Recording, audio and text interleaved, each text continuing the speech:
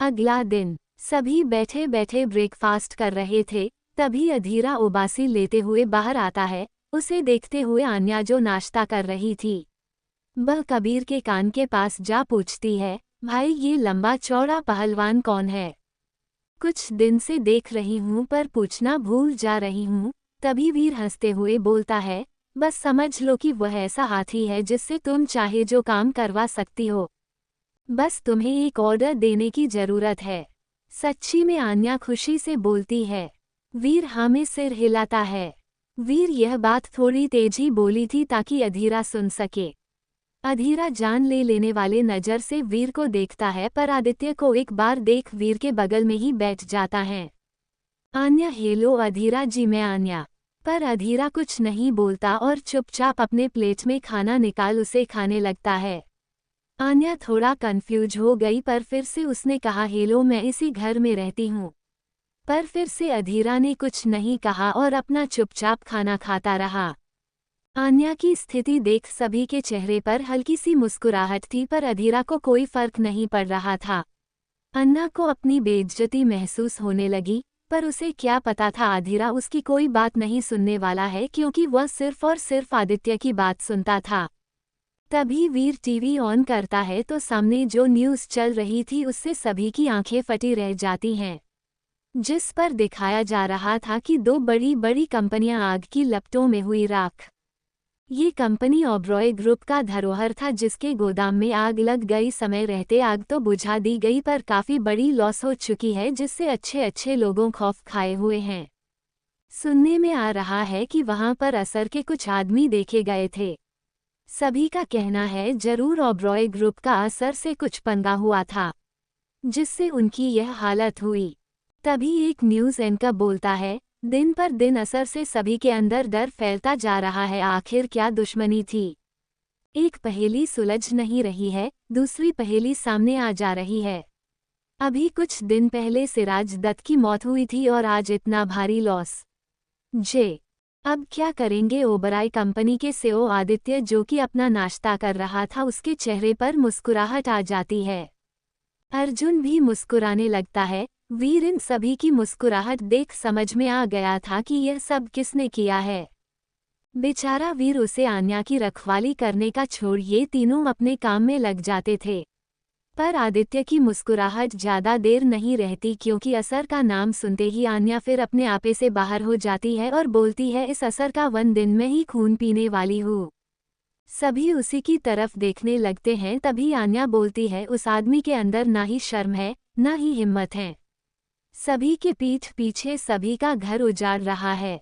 उसको पाप लगेंगे, उसके अंदर कीड़े पड़ेंगे, उसकी बीवी बच्चों सड़क पर भीख मांगेंगे। अधीरा जो अपने खाना खाने में बिजी था आन्या का इतना गंदा गंदा श्राप सुन उसकी आंखें फटी की फटी रह गई। वो उसे एकटक देखने लगा। अधीरा को अपने तरफ देखते देख बोलती है क्या देख रहे हो? तुम्हारे ही हाथों उसकी बलि चढ़ाने वाली हूँ। ऐसी ही तो थी आन्या, चंचल, चुलबुली, अधिक बोलने वाली, लेकिन आदित्य के खौफ ने उसे एकदम शांत करा दिया था। लेकिन आदित्य से स्नेह मिलने पर, अपनापन मिलने पर फिर से पहले जैसी धीरे धीरे हो रही थी। पर उसे क्या पता था उसका ये सब कहना उसी पर भारी पड़ने वाला है। तभी वीर कहता है आन्या चुप हो जाओ। अर्जुन तो एक मुस्कुराहट लिए आन्या को देख रहा था जैसे उसके पनिश का इंतजार कर रहा हो। आदित्य जो अपने गुस्से को दबाया था वह चम्मच जोर से अपनी प्लेट में रखता है जिससे आन्या सहम कर शांत हो जाती है। तभी वह आदित्य की तरफ देखती है और सोचने लगती है ये क्यों गुस्सा हो रहा है। तभी वह वीर से पूछती है क्या यह असर का दोस्त हैं?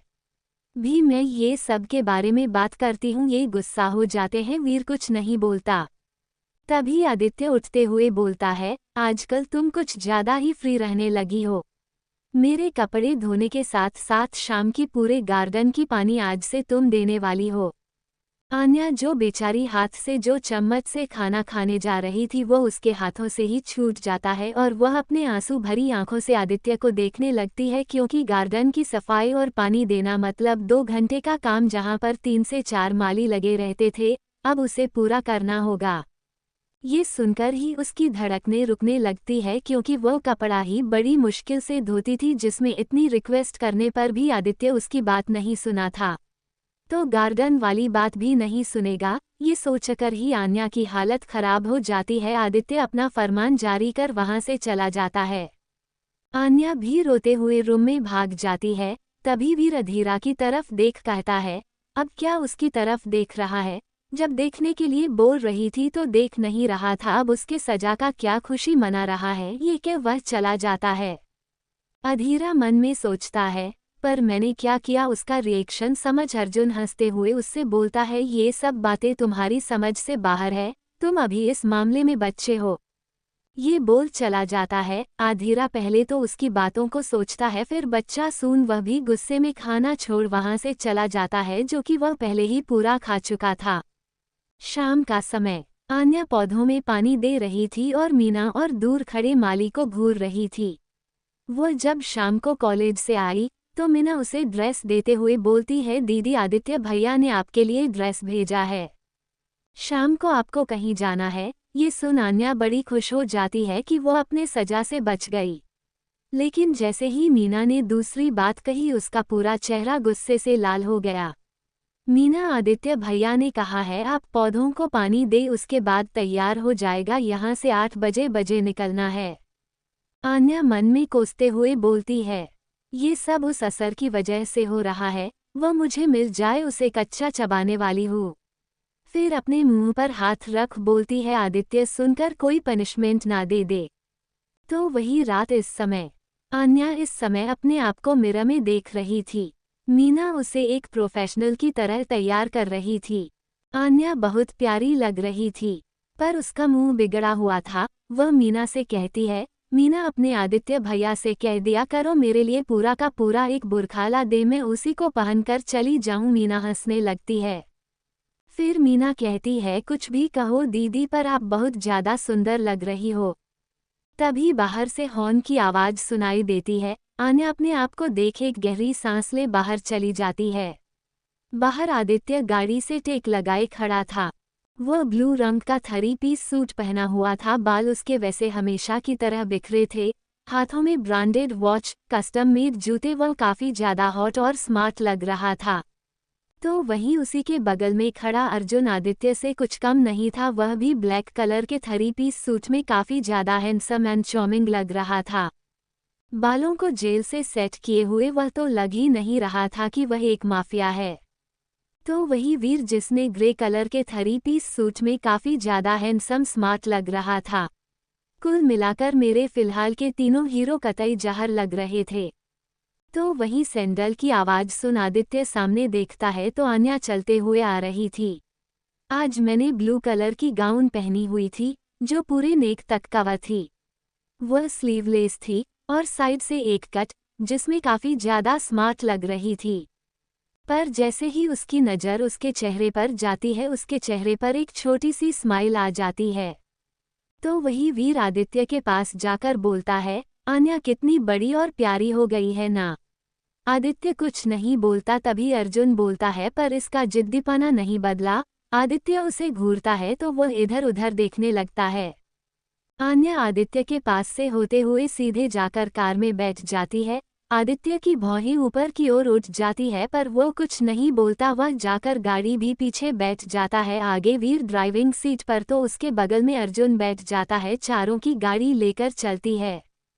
तभी पीछे से कोई किसी को कॉल करता है, बॉस उसकी गाड़ी निकल चुकी है। उधर से आवाज आती है, तुम सब अपना काम कर देना।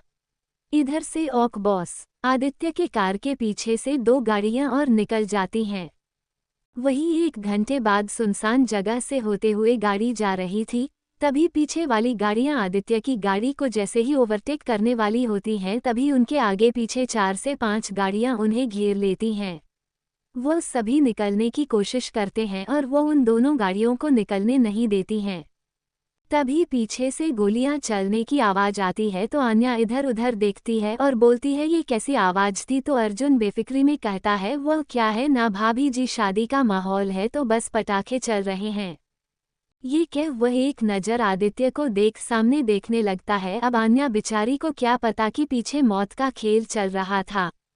आदित्य के चेहरे पर एक डेविल स्माइल आ गई थी और वह मन में बोलता है, तूने आदित्य पर वार किया था, तूने आदित्य के अपनों पर वार किया था, इसलिए वह वार आदित्य पर लगा, पर हर बार ऐसा नहीं हो सकता। ये बोल एक बार मिरर से पीछे को देखता है जहां गोलियां चल रही थी। पीछे जो कार उनका पीछा कर रही थी, आदित्य के ट्रेन्ड बॉडीगार्ड उन्हें घेर लेते हैं और उनमें फायरिंग शुरू हो जाती है। आदित्य कुछ सोचने लगता है। फ्लैशबैक, जब आन्या के घर से आ रहे थे तभी गोलियां चलने की आवाज आती है। आन्या जो कार में सो चुकी थी, आदित्य तुरंत अपनी बंदूक अपने हाथों में लिए बाहर निकलता है तो देखता है कुछ आदमी खड़े थे जो अपने आप को ढके हुए थे। तभी वहां आदित्य के बॉडीगार्ड भी आ जाते हैं और वह भी फायरिंग करने लगते हैं। तभी एक आदमी जो कि लंबा चौड़ा कद का था, वह आदित्य के ऊपर बंदूक तानता है, पर आदित्य के अंदर कोई डर नहीं था। आदित्य भी अपनी बंदूक निकाल उस आदमी के ऊपर ध्यान देता है, पर तभी उस आदमी का बंदूक दूसरे निशाना को जाने लगा। आदित्य कुछ समझ पाता तब तक वह आदित्य की तरफ से बंदूक हटा वह वीर की तरफ गोली पॉइंट कर देता है, जिसे गोली पॉइंट कर गोली छोड़ देता है। आदित्य वीर को खींच लेता है और उसके बाहों में गोली लग जाती है। वह नकाबपोश आदमी मुस्कुराते हुए चला जाता है। तब तक आदित्य के बॉडीगार्ड उन सारे आदमियों को मार चुके होते हैं। वहीं दूसरी तरफ एक बड़े से हवेली में काफी सारे लोग खड़े थे। सभी लोगों को देखकर ही लगता था कि बड़े बड़े बिजनेसमैन, पॉलिटिशियन और नेता थे और उसी मिडिल स्टेज पर एक बड़ा सा केक रखा हुआ था और उसी के सामने एक 75 साल के बुजुर्ग आदमी और एक 70 साल की औरत खड़ी थी। सभी उन्हें केक काटने को बोलते हैं तो वो औरत सीधे मना कर देती हैं और बोलती हैं, हमें किसी का इंतजार है, हम उनके बिना केक नहीं कट करने वाले। उनकी बात सुन सभी आपस में बात करने लगते हैं कि सभी तो फैमिली वाले हैं यहाँ पर, फिर ऐसा कौन है जिसका इंतजार किया जा रहा है। 1 घंटे के बाद कार एक बहुत पॉश इलाके में जाकर रुकती है। कार रुकने से आन्या जो खिड़की से बाहर देख रही थी, वो भी इधर उधर देखने लगती है। रास्ते में आन्या ने आदित्य से कोई बात नहीं की, आदित्य ने भी आन्या से कोई फोर्स नहीं किया। तभी उनकी गाड़ी रुकती है। आन्या बाहर देखती है तो देखती ही रह जाती है। तो बाहर एक बड़ी सी हवेली जैसा घर था, या कह सकते हैं कि राजमहल था। आन्या की आंखें बड़ी हो जाती हैं। वो खुश होते हुए वीर से पूछती है, भाई ये हम किस महल को देखने आए हैं, ऐसा कौन सा महल है जो रात को खुलता है। उसकी ऐसी बचकानी सवाल सुन आदित्य उसी के बगल में बैठा उसे कब से घूर रहा था, जो उसे इग्नोर कर वीर से बातें किए जा रही थी। वीर हंसते हुए बोलता है, वो तो तुम्हें अंदर जाने के बाद ही पता चलेगी। ये बोल उनकी गाड़ी गेट के अंदर चली जाती है। महल को काफी सुंदरता से सजाया गया था, चारों तरफ लाइट से जगमग जगमग हो रही थी। आन्या जो घूमने के नाम पर खुश थी, वह जैसे अंदर चारों तरफ सब दिखती है तो वह थोड़ी घबरा जाती है। उनकी गाड़ी रुकते देख पीछे से बॉडीगार्ड की गाड़ी आती है और वह तुरंत उतर आदित्य की कार की डोर खोलते हैं। आदित्य बाहर आता है। आदित्य, अर्जुन, वीर और पीछे से आन्या बाहर निकलती है। सभी दरवाजे पर पहुंचते हैं। अंदर सभी परेशान हुए बैठे थे। तभी दरवाजे से कुछ हलचल महसूस होता है तो सभी दरवाजे पर देखते हैं कई सारे बॉडीगार्ड जो गन लिए खड़े थे। उन्हीं के बीच से हमारे चारों हीरो आ रहे थे और उन्हीं के पीछे वीर के बाहें पकड़े आन्या आ रही थी, क्योंकि वह जितनी ही खुश थी अंदर का माहौल देख उतनी ही घबरा गई थी, क्योंकि बाहर इतने सारे बॉडीगार्ड बंदूक हाथ में लिए इंसानों को देखकर डर गई थी और साथ में अपने साथ भी बॉडीगार्ड चलते हुए भी। तभी स्टेज पर दादी के चेहरे पर एक खुशी का भाव आ जाता है, पर दादा का चेहरा वैसे ही भावहीन होता है। तभी राघवेंद्र प्रताप राजवंश, जो कि आदित्य के दादाजी, तो वही नीला राजवंश आदित्य की दादी। नीला जी आदित्य को देख जैसे ही जाने को हुई, उन्हें एक भारी आवाज आती है, वहीं रुक जाए नीला जी। दादी पीछे देखती हैं तो दादाजी उन्हें घूर रहे थे और वो बोलते हैं, पहले सालगिरह मनाए उसके बाद चले जाएगा। यह आप ही की इच्छा थी सालगिरह मानने का। दादी का मुंह बन जाता है। आदित्य बार साइड पर जहां बड़ी सी कुर्सी लगी थी वहां पर बैठ जाता है और सभी लोग पार्टी एंजॉय करने लगते हैं। तो वहीं पर आन्या काफी बोर फील कर रही थी, क्योंकि सभी अपने अपने में लगे हुए थे। केक कट होती है। दादाजी दादी को खिलाते हैं, दादी भी उनको केक खिलाती हैं। सभी तरफ खुशी का माहौल बन जाता है। वहां पर कई बिजनेसमैन की लड़कियां और लड़के आए हुए थे जिनकी नज़र हमारे हैंडसम बॉय पर और खासकर आन्या पर थी, क्योंकि आन्या किसी प्रिंसेस से कम नहीं लग रही थी। कई लोग आदित्य से बात करना चाहती थी क्योंकि आजकल आदित्य राजवंश हो जाता था, जो एक सबसे बिजनेसमैन था, जो इंडिया का टॉप बिजनेसमैन था। उसके साथ जोड़ने के लिए लोग इतनी मेहनत से उसके इतना कुछ देने के लिए तैयार थे, लेकिन आदित्य को बिजनेसमैन सिर्फ पैसों से नहीं, इंसानों की तरफ से और उनके टैलेंट पर ही उनके साथ बिजनेस करता था। तभी एक लड़की जिसने हॉट रेड कलर की वन पीस पहनी हुई थी, जिसके ऊपर गले तक एक बड़ा सा टैटू बना था, हाथों में वाइन लिए हुए किसी मॉडल की तरह चलते हुए आदित्य के पास जाती है और बड़ी अदा के साथ बोलती है, हेलो आदित्य। आदित्य जो अपने वाइन पी रहा था और एक नज़र उस लड़की को देख अपना नज़र दूसरी तरफ कर देता है, तभी वह लड़की उसके बगल में बैठते हुए बोलती है, तुमने मुझे पहचाना नहीं। ये बोल उसकी जांघ पर अपने हाथ रख देती है और उसे धीरे धीरे सहलाने लगती है। तो वही दूर खड़ी आन्या सब देख रही थी। वह सुन तो नहीं पा रही थी, पर उसकी आंखों में आंसू आ जाते हैं, क्योंकि वह जानती थी कि आदित्य को हर रात लड़कियों के साथ बिताता था, लेकिन आदित्य हर रात उसके साथ रहता था, इसलिए उसे एक में संतुष्टि थी, क्योंकि शर्टलेस आदित्य को देख उसे कभी भी उसके शरीर पर कोई निशान नहीं दिखता था, इसलिए उसे एक संतुष्टि हो जाती थी। तभी आदित्य उस लड़की से कहता है, हाँ क्यों नहीं अदिति राजवंश, तुम मेरी कजन बहन हो। ये सुनते ही जो उस लड़की का नाम अदिति था, वह तुरंत अपना हाथ पीछे खींच लेती है। आदित्य उसे देख उसके चेहरे पर एक तिरछी स्माइल आ जाती है और वह बोलता है, मैंने सही पहचाना ना आपको, माय लिटिल सिस्टर। तो वही अदिति अपना वाइन का ग्लास पूरा गटक कर वहां से उठ जाती है। तभी पीछे से अर्जुन हंसते हुए उसके बगल में बैठ जाता है और बोलता है, क्या दिन आ गए हैं, अपने बहनें भी अपने को नहीं छोड़ रही हैं। आदित्य कुछ नहीं बोलता। तभी आन्या जो टेबल पर चुपचाप बैठी हुई थी, उसे देखते हुए एक लड़का उम्र यही 24 साल वह उसके पास आ बोलता है, हेलो ब्यूटीफुल। आन्या उसको देखती है और कुछ नहीं बोलती, वह अपना चेहरा नीचे कर लेती है। क्या आप बोल नहीं सकती? आन्या घूर कर देखती है तो वह बोलता है, मैं तो मजाक कर रहा था। तो वही कुछ लोग आन्या से बात करने की कोशिश कर रहे थे, तो वहीं पर कुछ लड़कियां आन्या को घूर रही थी, क्योंकि आदित्य सिंह राजवंश और उनके गैंग के साथ एक लड़की का होना सभी जेलस फील कर रहे थे। तभी दादी की नज़र आन्या पर जाती है तो वह थोड़ी शॉक्ड हो जाती हैं। दादी दादा को इशारे से अपने पास बुलाती हैं और उनके कानों में कुछ कहती हैं। तो दादाजी भी आन्या की तरफ देखने लगते हैं। तभी कुछ देर में पार्टी खत्म हो जाती है। आन्या को ऐसी पार्टी से गुस्सा आ रहा था, ना उससे कोई बात करने वाला, नहीं उससे कोई बोलने वाला, और एक लड़का जो कि उसके पास बैठे कब से उससे बकर बकर किए जा रहा था। तभी वह लड़का जिसका नाम राहुल था, उसे आज तक अपनी इतनी बेइज्जती कभी नहीं महसूस हुई थी। उससे बात करने के लिए लोग मौका ढूंढते थे और वो खुद इस लड़की के पास आया है और वो उससे कुछ बोल नहीं रही है। बेचारा मायूस हो जाता है और वह आन्या से बोलता है, कोई बात नहीं तो फिर मैं चलता हूँ। वो उठने ही लगता है कि तभी आन्या की प्यारी सी आवाज आती है, रुको। राहुल आंखों में चमक लिए आन्या को देखने लगता है। आन्या बोलती है, तुमसे मैं एक शर्त पर बात करूंगी। राहुल बोलता है, क्या? तो आन्या बोलती है, तुमको मुझसे कुछ देर के लिए फ्लर्ट करना होगा। राहुल बोलता है, क्या? तो आन्या बोलती है, हाँ वह भी फेक। तो राहुल अच्छे से कुर्सी पर बैठते हुए बोलता है, ओ मतलब किसी को जलेस करवाना है? जरा हमें भी बताइए, वो खुशनसीब बंदा कौन है जो आपको नाराज कर दिया? तो आन्या भी उसे एटीट्यूड में बोलती है, none of your business. Rahul तुरंत बोलता है, ओके ओके नो प्रॉब्लम। तभी अपना हाथ मिलाते बोलती है, मैं आन्या। वो अपना पूरा नाम बताते बताते रुक जाती है, क्योंकि वह हक आदित्य ने अभी उसे नहीं दिया था। फिर वह अपनी तकलीफ छुपाते हुए अपने मन में बोलती है, आपने मुझे अपना सरनेम नहीं दिया ना, तो अब मैं आपको बताती हूँ कि आन्या क्या क्या कर सकती है। ये बोल वह राहुल से बोलती है, मेरा नाम आन्या है। तभी राहुल भी हाथ मिलाते हुए बोलता है, और मेरा नाम राहुल। दोनों ही अपना सरनेम छुपा दोनों एक दूसरे से हंसने लगते हैं। आदित्य आन्या को देख अपनी वाइन पर हाथ कसते हुए जा रहा था।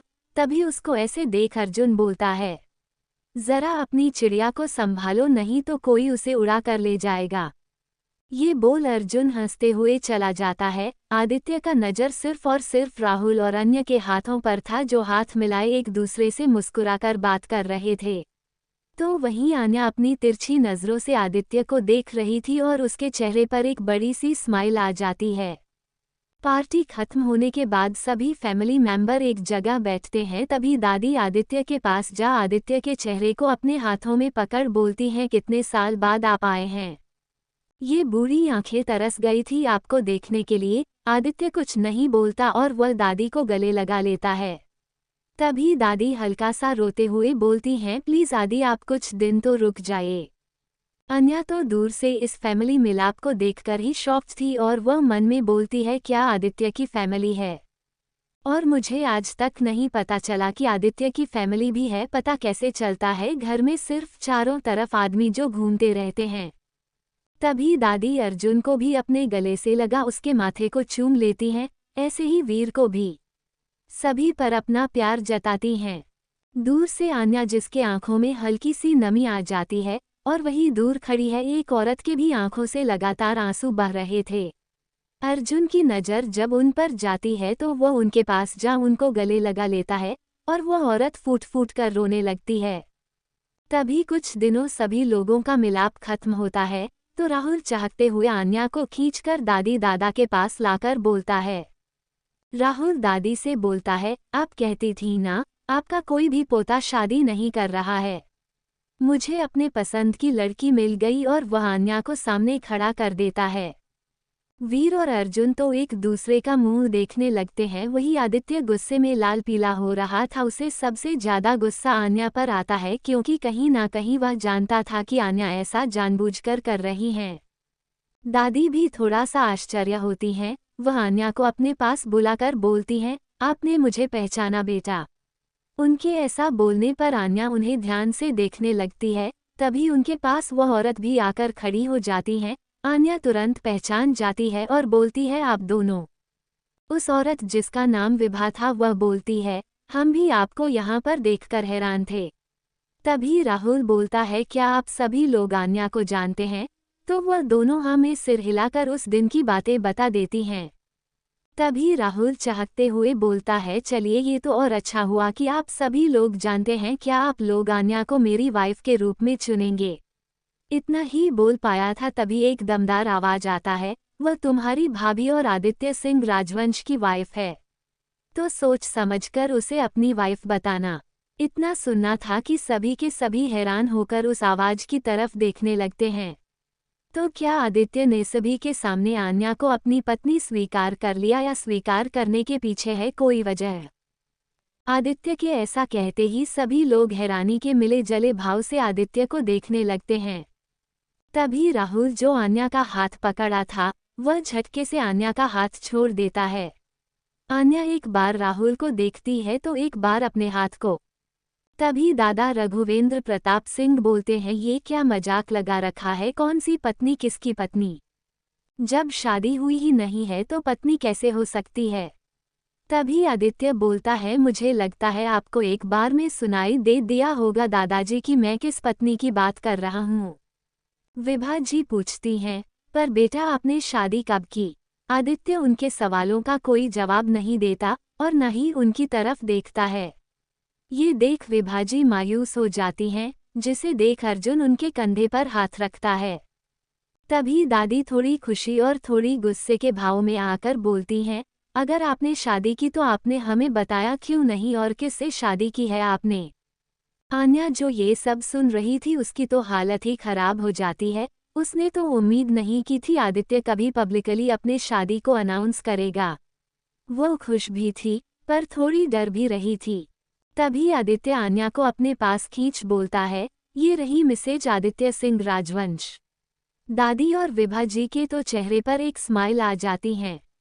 उन्होंने तो जब से आन्या को देखा था तभी से वह अपने पोते की शादी के लिए सोच रही थी, पर उन्हें क्या पता था कि वह अपने एक बहू से ही मिली थी।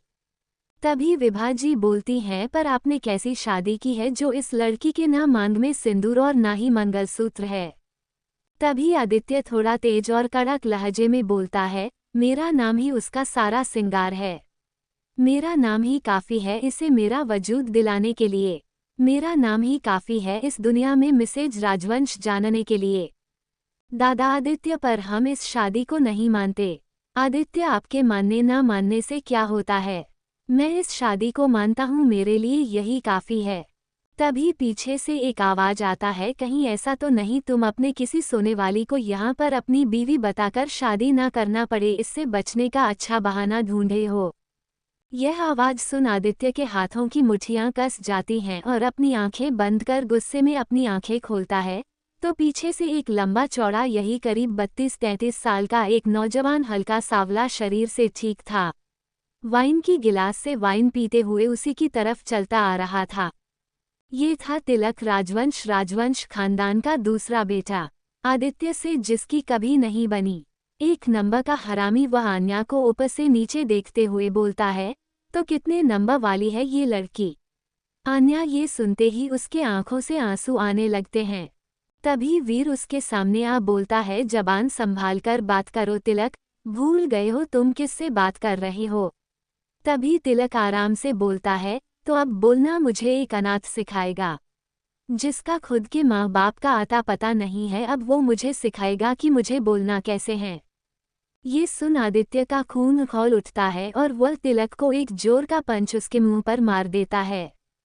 ये सब तो देख आन्या का हालत खराब हो जाता है।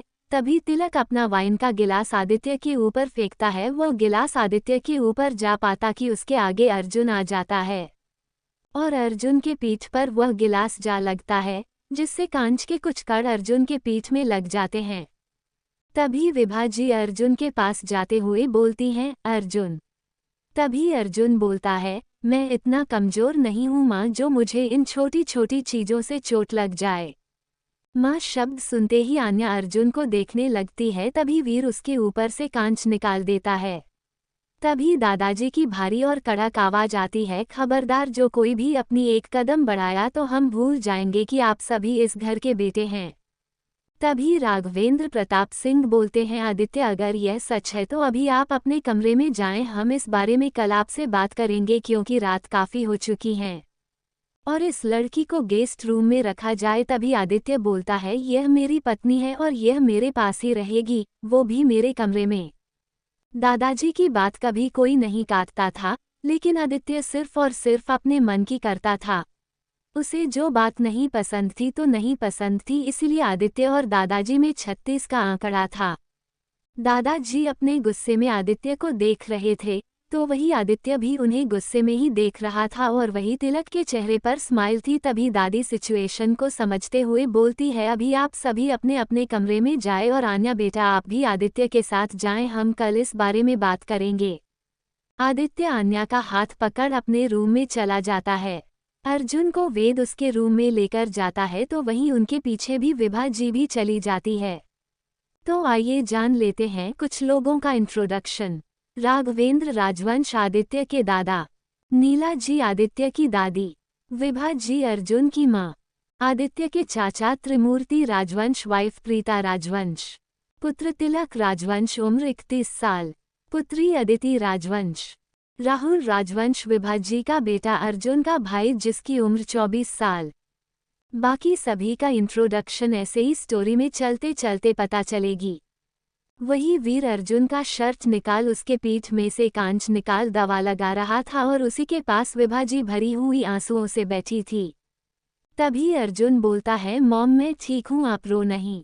तभी विभा जी, रो नहीं तो क्या करूँ, तुझे क्या जरूरत थी इस तरीके से चोट अपने ऊपर लेने की? तभी अर्जुन थोड़ा गुस्से में बोलता है, माँ अगर चोट मैं अपने पर नहीं लेता तो वह चोट आदित्य को लग जाती, और आप जानती है मेरे होते हुए मेरे सामने कभी भी मैं आदित्य को चोट लगते नहीं देख सकता। विभा जी कुछ नहीं बोल पाती। वीर अब तू रास्ट कर, मैं भी जा रहा हूँ। विभा जी भी अर्जुन के सर को चूमते हुए अपने रूम में चली जाती हैं। तो वही आदित्य के रूम में आदित्य आन्या को अपने रूम में लाकर छोड़ देता है। आन्या बेड पर लेट वही रोने लगती है। वह काफी जोर जोर से रो रही थी, पर उसने अपने मुंह पर हाथ रख रखा था। तभी आदित्य उसके पास आता है और उसके कंधे पर हाथ रखता है, मिसेज राजवंश अब तुम मुझे इरिटेट कर रही हो। आन्या गुस्से में उसका हाथ झटक देती है और बोलती है, दूर रहिए मुझसे, मुझे आपसे कोई बात नहीं करनी। आन्या के ऐसे झटकने पर आदित्य को गुस्सा आ रहा था, पर वह अपना गुस्सा कंट्रोल कर बोलता है, पर हुआ क्या है? आन्या रोते हुए बोलती हैं, मतलब इतना कुछ हो गया और आप कह रहे हैं कि हुआ क्या है? अरे हाँ, आपको क्या फर्क पड़ेगा, आप तो है ही एक नंबर के अय्याश। आदित्य गुस्से में अपना हाथ उठाकर बोलता है। आन्या उसके इस तरह से हाथ उठाने पर आन्या डरकर अपना चेहरा छुपा लेती है। आदित्य अपना हाथ रोक लेता है। आज आदित्य ने आन्या का नाम भी लिया तो इस तरह से कि कुछ फील नहीं हुआ। आन्या जब देखती है उसे कुछ नहीं हुआ तो वह अपना चेहरा उठाकर आदित्य को डरते हुए देखती है। आदित्य अपना गुस्सा कंट्रोल करने के लिए अपना पीछे घूम जाता है। आदित्य वहां से गुस्से में निकल बालकनी में चला जाता है। आन्या उसे जाते हुए देखती है और वह फिर से बेड पर लेटकर रोने लगती है। यदि किसी लड़की को सोने वाली कहा जाए, एक स्लट कहा जाए, इससे बड़ी बेइज्जती, इससे बड़ा घिनौना कुछ नहीं हो सकता, जो कि आन्या के साथ हुआ था। आदित्य बालकनी में सिगरेट पे सिगरेट पीने लगता है। आज वह बहुत डिप्रेस लग रहा था। वह जल्दी जल्दी सिगरेट को खत्म कर रहा था। लगभग एक पैकेट पूरा खत्म कर डाली उसने। फिर भी उसकी बेचैनी कम नहीं हुई। चारों तरफ सिगरेट की धुआं ही फैली हुई थी और रेलिंग पकड़कर वह बोलता है, कितना आसान है किसी को अय्याश बोलना, पर यदि किसी को ये बनने पर मजबूर किया गया हो तो, और वह इंसान करना ही ना चाहता हो तो। ये बोलते हुए उसकी आंखों से कुछ मंजर आकर घूम जाता है जिसमें एक लड़का अपने कपड़े निकाल तड़प रहा था। तो वही एक आदमी हंस रहा था और बार बार कह रहा था, बड़ा भक्त बना फिरता था ना कि मैं उसके अलावा किसी को हाथ नहीं लगाऊंगा। तो अब देखता हूँ तू जिंदा कैसे रहता है, एक तीर से दो निशाना। ये बोले एक आदमी जोर जोर से हंसने लगता है। आदित्य अपने सेंस में आता है। फिर मैं थोड़े गुस्से में बोलता है, पर मैं अब इतना कमजोर नहीं हूँ जो मुझे कोई भी बेवकूफ़ बना सके। मेरे साथ या मेरे अपनों के साथ गलत करने वालों को मैं जड़ से उखाड़ कर फेंक देता हूँ।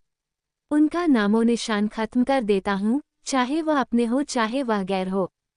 थोड़ी देर बाद वह रूम में आता है तो देखता है आन्या वैसे ही पेट के बल लेट अपने चेहरे को पीलो के अंदर छुपाई हुई थी और हल्की हल्की सिसक रही थी। क्लोजेट रूम में जाता है जहां पर उसकी अब भी कपड़े रखे हुए थे। ये देख उसके चेहरे पर ना दिखने वाली हल्की सी स्माइल आती है और वह उसमें से अपना नाइटवियर पहन लेता है। आदित्य अपने बेड पर आता है तो आन्या हल्का सा दूर खिसक जाती है। आदित्य के चेहरे पर एक स्माइल होती है और आन्या की इस हरकत को देख ऐसा महसूस होता कि जैसे उसकी सारी थकान दूर हो गई है। आन्या की यह सब हरकतें उसे बहुत पसंद था।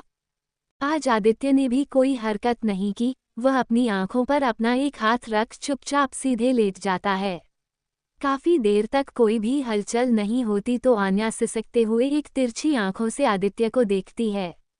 आदित्य बिना भाव से सोया हुआ था, तभी आन्या उसकी तरफ थोड़ा सा खिसकती है। आदित्य की तरफ ना दिखने वाली स्माइल आ जाती है। आन्या उसे थोड़ा सा टच करती है तो आदित्य वैसे ही लेता रहता है। वह आदित्य के हाथ को उसके आंखों पर से हटा जाकर उसके सीने से लग उसको पकड़कर सो जाती है और बोलती है, आई हेट यू।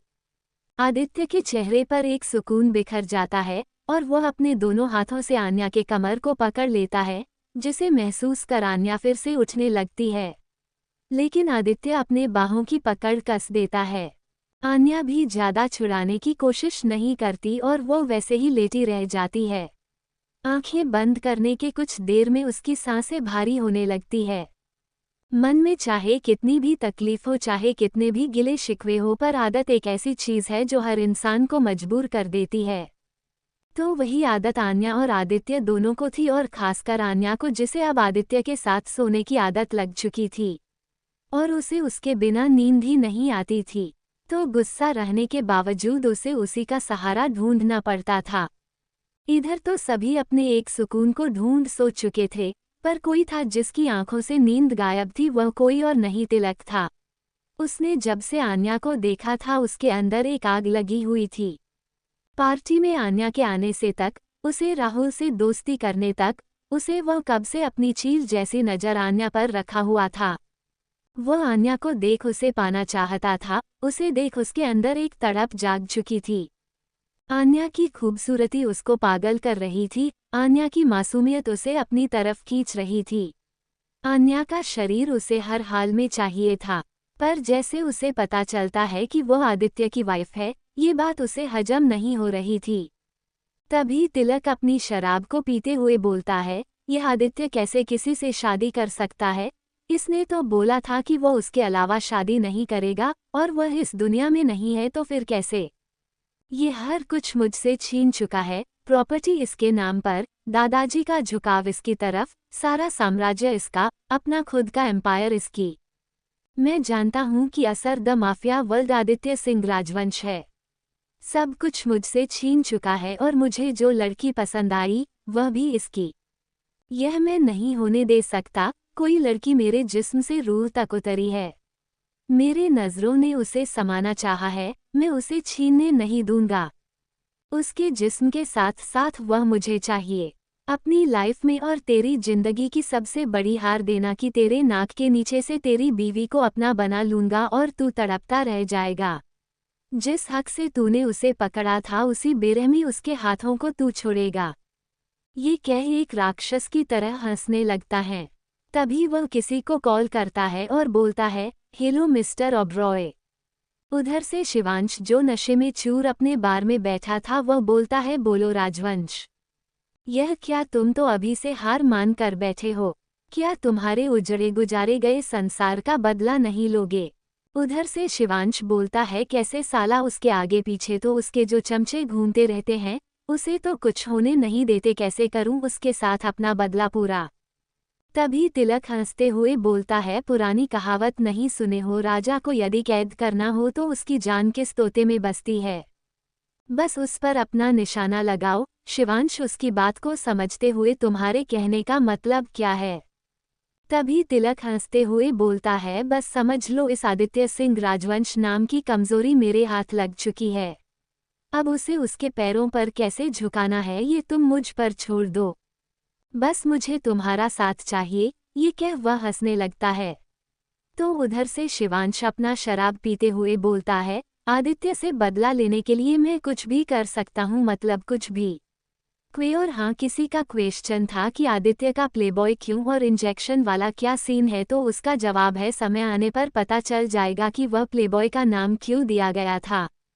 और दूसरा क्वेश्चन जो मैंने आर्यन नाम दिया था वह मैंने अर्जुन का ही दिया था। दरअसल मुझे आर्यन ही नाम लिखना था, लेकिन मैंने नेक्स्ट चैप्टर में अर्जुन का ज़्यादा जिक्र कर दिया, इसलिए मुझे उस नाम को अपलोड करने के बाद बदल नहीं पाए, इसलिए अब तक अर्जुन नाम ही चल रहा है। अब आगे। सुबह का समय। राजवंश हवेली महाआरती शुरू हो चुकी थी। दादी बार बार सीढ़ियों के ऊपर नजर डाल रही थी पर कोई फायदा नहीं। जब सारे लोग पूजा कर बड़ी सी डाइनिंग हॉल में आते हैं तभी किसी की आवाज आती है, बुरा मत मानना जीजी, पर तुम्हारी अचानक टपक जाने वाली बहू का कोई अता पता ही नहीं है क्या? क्या उसे यहाँ राजवंश हवेली के संस्कार और नियम नहीं पता हैं?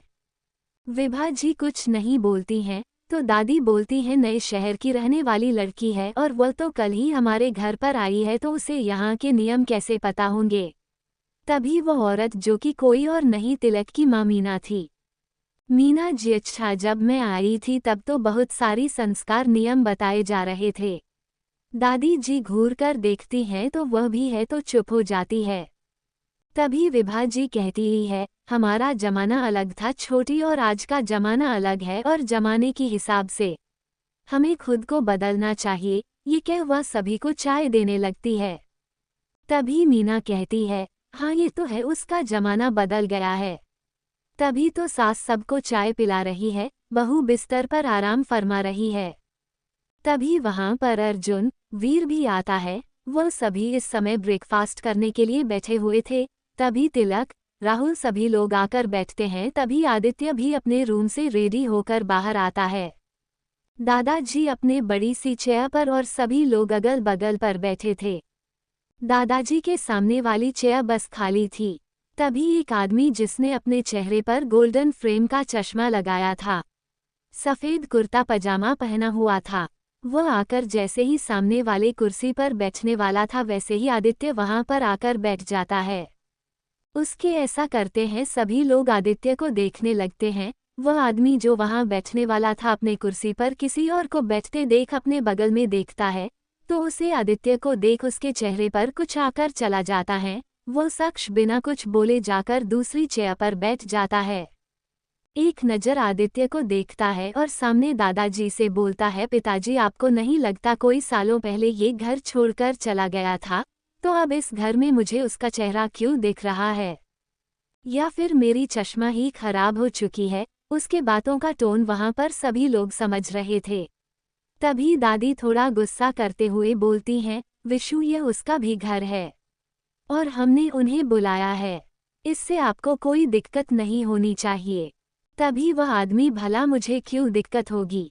दिक्कत तो इन साहबजादे को है, हमसे और हमारे परिवार से।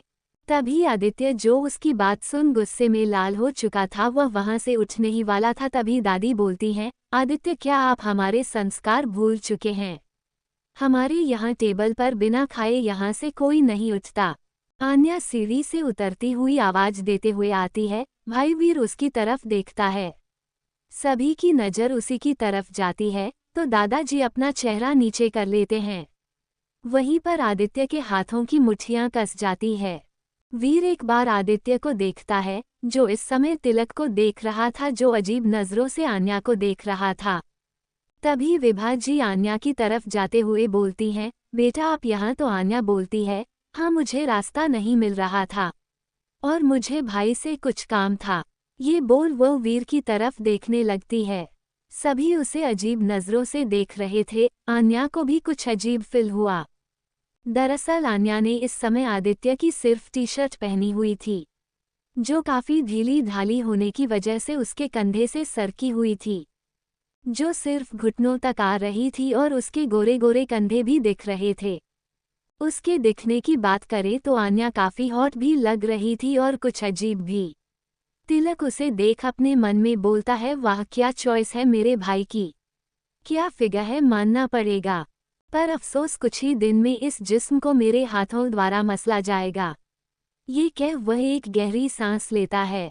तभी उसकी नज़र अपने ऊपर तपती नज़र पर पड़ता है तो वह देखता है आदित्य उसे ही गुस्से में लाल आंखों से देख रहा है। तो तिलक एक विनिंग स्माइल पास कर एक आंख दबा देता है। विभा जी आन्या को अपने साथ ले जाती हैं। तो वही दादी बोलती है, आज हमने पंडित जी को बुलाया है और आदित्य आपको पूजा में बैठनी है। फिर शाम को बहू के हाथ से रसोई पूजा होगी। तभी आदित्य कहता है, मैं ये सब नहीं करने वाला हूँ दादी। ये कह वह जाने लगा। तभी दादी बोलती है, यह मेरी आखिरी इच्छा है आपसे कि आप बहू के साथ पूजा में बैठेंगे और कुछ दिन आप हमारे साथ रहेंगे। इसके बाद आपकी जो मर्जी आप करें। ये कह दादी उठकर वहां से चली जाती हैं। आदित्य अपनी आंखें बंद कर बाहर चला जाता है और उसके पीछे वीर भी चला जाता है। विभा जी आन्या को लेकर अपने कमरे में जाती हैं। कमरे में बेड पर बैठा आन्या का चेहरा अपने हाथों में पकड़ बोलती हैं, बेटा आपकी शादी हो चुकी है। आन्या अपना चेहरा नीचे कर लेती है तो विभा जी उसके बगल में बैठकर बोलती है, आपको पता है जब हम आपसे मॉल में पहली बार मिले थे तो मेरी एक ही इच्छा थी कि मैं अपने बेटे की शादी आपसे कराऊं। आन्या तुरंत उन्हें देखने लगती है, थोड़ी हैरानी के साथ। फिर वह बोलती है, पर मुझे क्या पता था आप दोनों की पहली शादी हो चुकी है। बेटा शादी किस तरीके से हुआ है, कैसे हुआ है, हम यह नहीं पूछेंगे, पर आप अगर इस शादी को मानती हैं तो आपको एक पत्नी की तरह, एक सुहागन की तरह दिखना चाहिए। उनकी यह बात सुन आन्या को अपना मंगलसूत्र खोना याद आ जाता है और उसके आंखों से आंसू आ जाते हैं। विभा बेटा हम आपको ये सब कह आपको दुखी नहीं करना चाहते थे, और बेटा इस तरीके से किसी के सामने जाओगे तो सबको अजीब लगेगा। आन्या अपने आप को एक बार देखती हैं तो वह भी थोड़ा शर्म फील करने लगती है। वो उनसे बोलती है, सॉरी आंटी।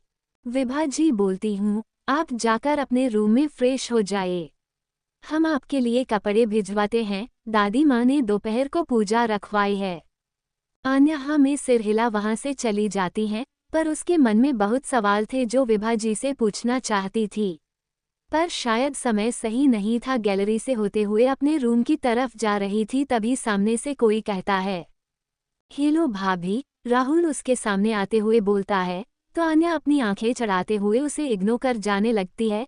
तभी राहुल फिर से सामने आते हुए, क्या हुआ, आप मुझे इग्नोर क्यों कर रहे हो? तभी आन्या मुंह बनाते हुए बोलती है, जैसे तुमने मुझे बीच मझधार में छोड़कर एक किनारे हो गए।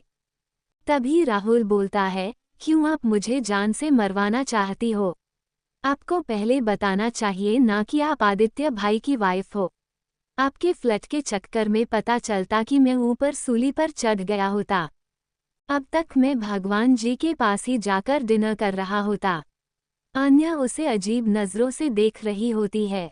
तभी आन्या कहती है, अभी क्यों बात कर रहे हो, अभी भी तो तुम्हारा भाई देखकर तुम्हें ऊपर भेज सकते हैं। ये बोल आन्या अपने रूम की तरफ चली जाती है, जहां पर आदित्य उसे ले गया था। राहुल थोड़ा नाराज होते हुए बोलता है, जैसा भाई वैसी भाभी, दोनों ही रूड है। ये कह वह चला जाता है। दोपहर का समय। इस समय राजवंश हवेली में सभी लोग पूजा की तैयारी कर रहे थे। पंडित जी भी आ चुके थे और अपनी पूजा विधि शुरू कर चुके थे। तभी पंडित जी बोलते हैं, पूजा में बैठने वाले जोड़े को बुलाए। इस समय सभी आंगन में नीचे पालथी मार बैठे हुए थे। तभी आदित्य सफेद रंग के कुर्ते पजामे पहन वहां पर आता है। उसे देख दादी के चेहरे पर स्माइल आ जाती है, जो थोड़ी मायूस होकर बैठी थी। वह आदित्य को देखकर उनके चेहरे पर न दिखने वाली एक सुकून आ जाती है। आदित्य बैठना तो नहीं चाहता था, पर वह अपने परिवार के लिए, खासकर दादी के लिए कुछ भी कर सकता था।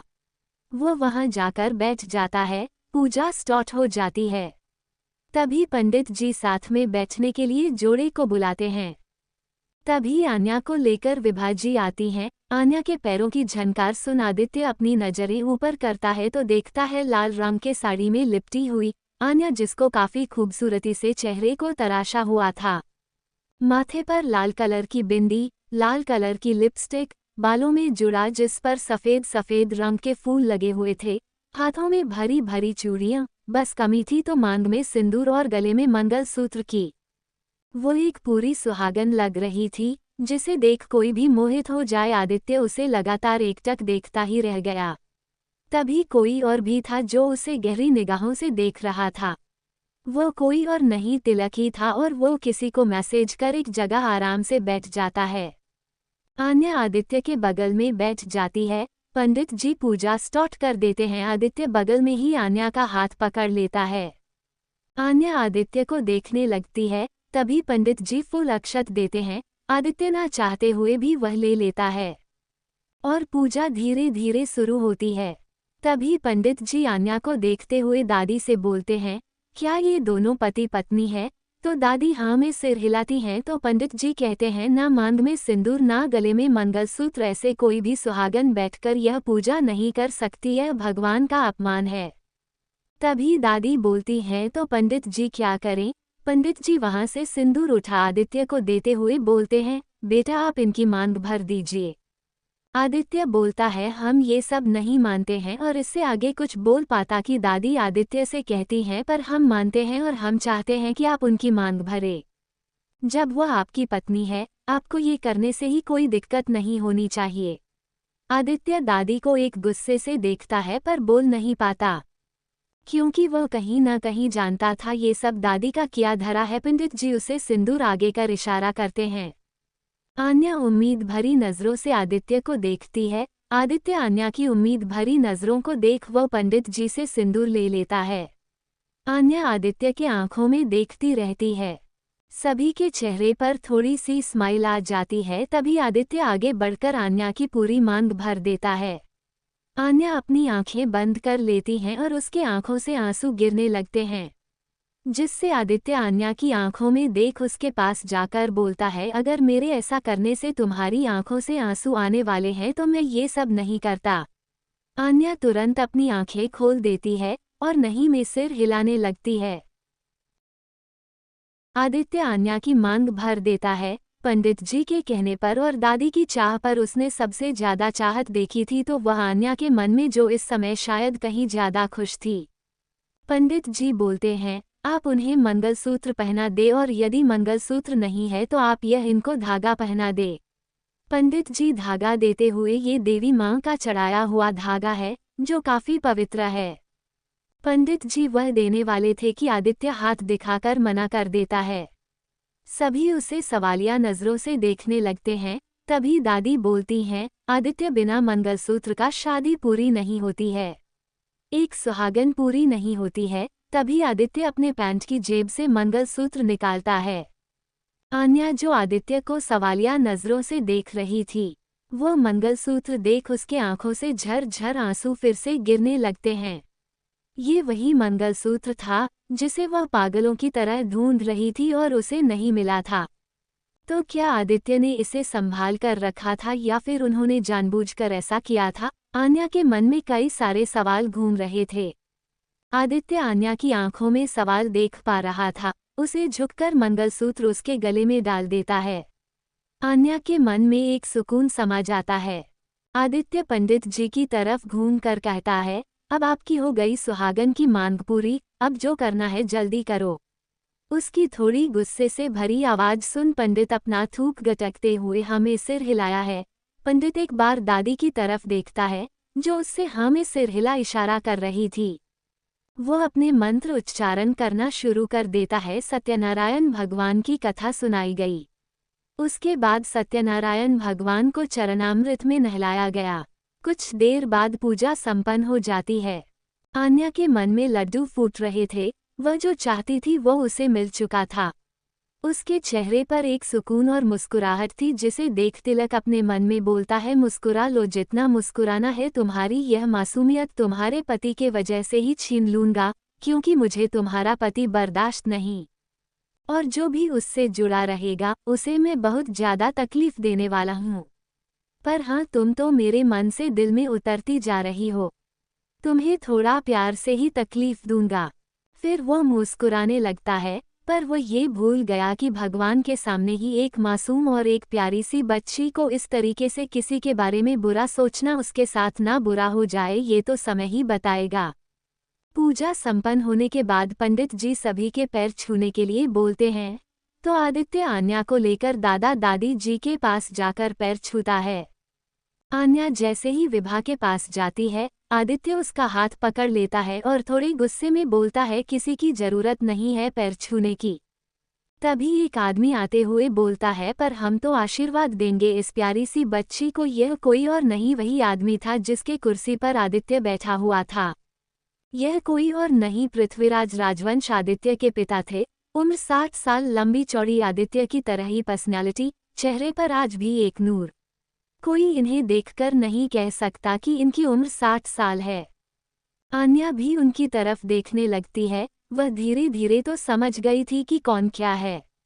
तभी वहां पर पृथ्वीराज आकर आन्या के सिर पर हाथ रख उसे आशीर्वाद देते हैं और बोलते हैं, हमेशा खुश रहना, और यदि किसी ने तुम्हें कोई कष्ट देने की कोशिश की तो बिना झिझक मुझे बताना।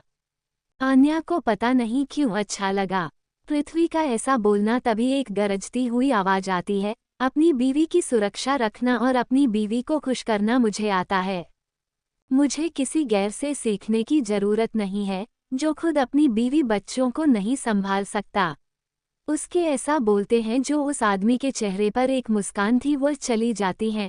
दादी जी के चेहरे भी थोड़ी मायूसी आ जाती है, तो विभा जी का चेहरा ये सुन मुरझा जाता है। तभी दादाजी कहते हैं, आदित्य, हमें लगता है हर बात का एक सही समय होता है। ये बात करने का सही समय तो बिल्कुल भी नहीं है। आप चलो और बहू को भी ले जाओ। पूजा होते होते धीरे शाम हो गई थी। शाम के समय पंडितों का महाभोज तैयार किया गया था। उसी में आन्या की रसोई भी करनी थी। दादी अपनी सारी इच्छा जो एक बहू से करवानी की वह कर रही थी। आन्या को खाना बनाना आता नहीं था, पर वह मीना के साथ बहुत कुछ सीखी थी। पर इतने लोगों का खाना बनाना समझ नहीं आ रहा था। तो विभा जी बोलती हैं, आपको खाना बनाना आता तो है ना? आन्या थोड़ा चेहरा नीचे पर बोलती है, मैं ज़्यादा कुछ नहीं बना पाती, बस सैंडविच, दाल, चावल, सब्जी, रोटी बना पाती हूँ। मीना से बस इतना ही सीख पाई। विभा जी, कोई बात नहीं, आपको इसमें सोचने की ज़रूरत नहीं है, पर हाँ, आपके पति और देवर खाने की बहुत शौकीन है क्योंकि यह असर उनके पापा का है। आन्या उनकी तरफ देखने लगती है तो विभा जी गैस पर कढ़ाई रखते हुए बोलती हैं, अगर आप उनके दिल को जीतना चाहती हैं तो आप अच्छा अच्छा खाना बनाना सीख जाइए। ये कह वह हंसने लगती हैं। वह आन्या को सूजी का हलवा बनाना सिखाने लगती है और भी सारे खाने की तैयारी करने लगती हैं। वह आन्या को बताने लगती है कि कैसे बनाना है। आन्या भी उनकी हेल्प करने लगती है और बनाने लगती है क्योंकि बहुत पंडितों का खाना बनाना था। वही तिलक की माँ मीना की जगह सुमन लिख रही हूँ ये सब देख जल भूल गई थी और बोलती है कुछ ज्यादा ही सास बहू की जोड़ी में मेल मिलाप है। कुछ करना होगा, नहीं तो मेरी जेठानी तो हक जमाई हुई है, अब इसकी बहू भी इसके साथ हो जाएगी तो दोनों मिलकर मेरा बाई कैट न कर दे। ये कह वह सोचने लगती है, जिसमें आन्या और विभा जी उसके सारे सामान को बाहर फेंक उसे घर से बाहर निकाल रही थी। तभी वह एक हल्की सी चीख से अपने सपने से बाहर आती है। मुझे कुछ करना होगा, ये कह वह एक शैतानी मुस्कुराहट लिए चली जाती है। तो वही आदित्य बाहर सभी के साथ फर्स्ट एड हो रहा था, तो वही आदित्य और वीर को उसकी हालत देख हंसी आ रही थी।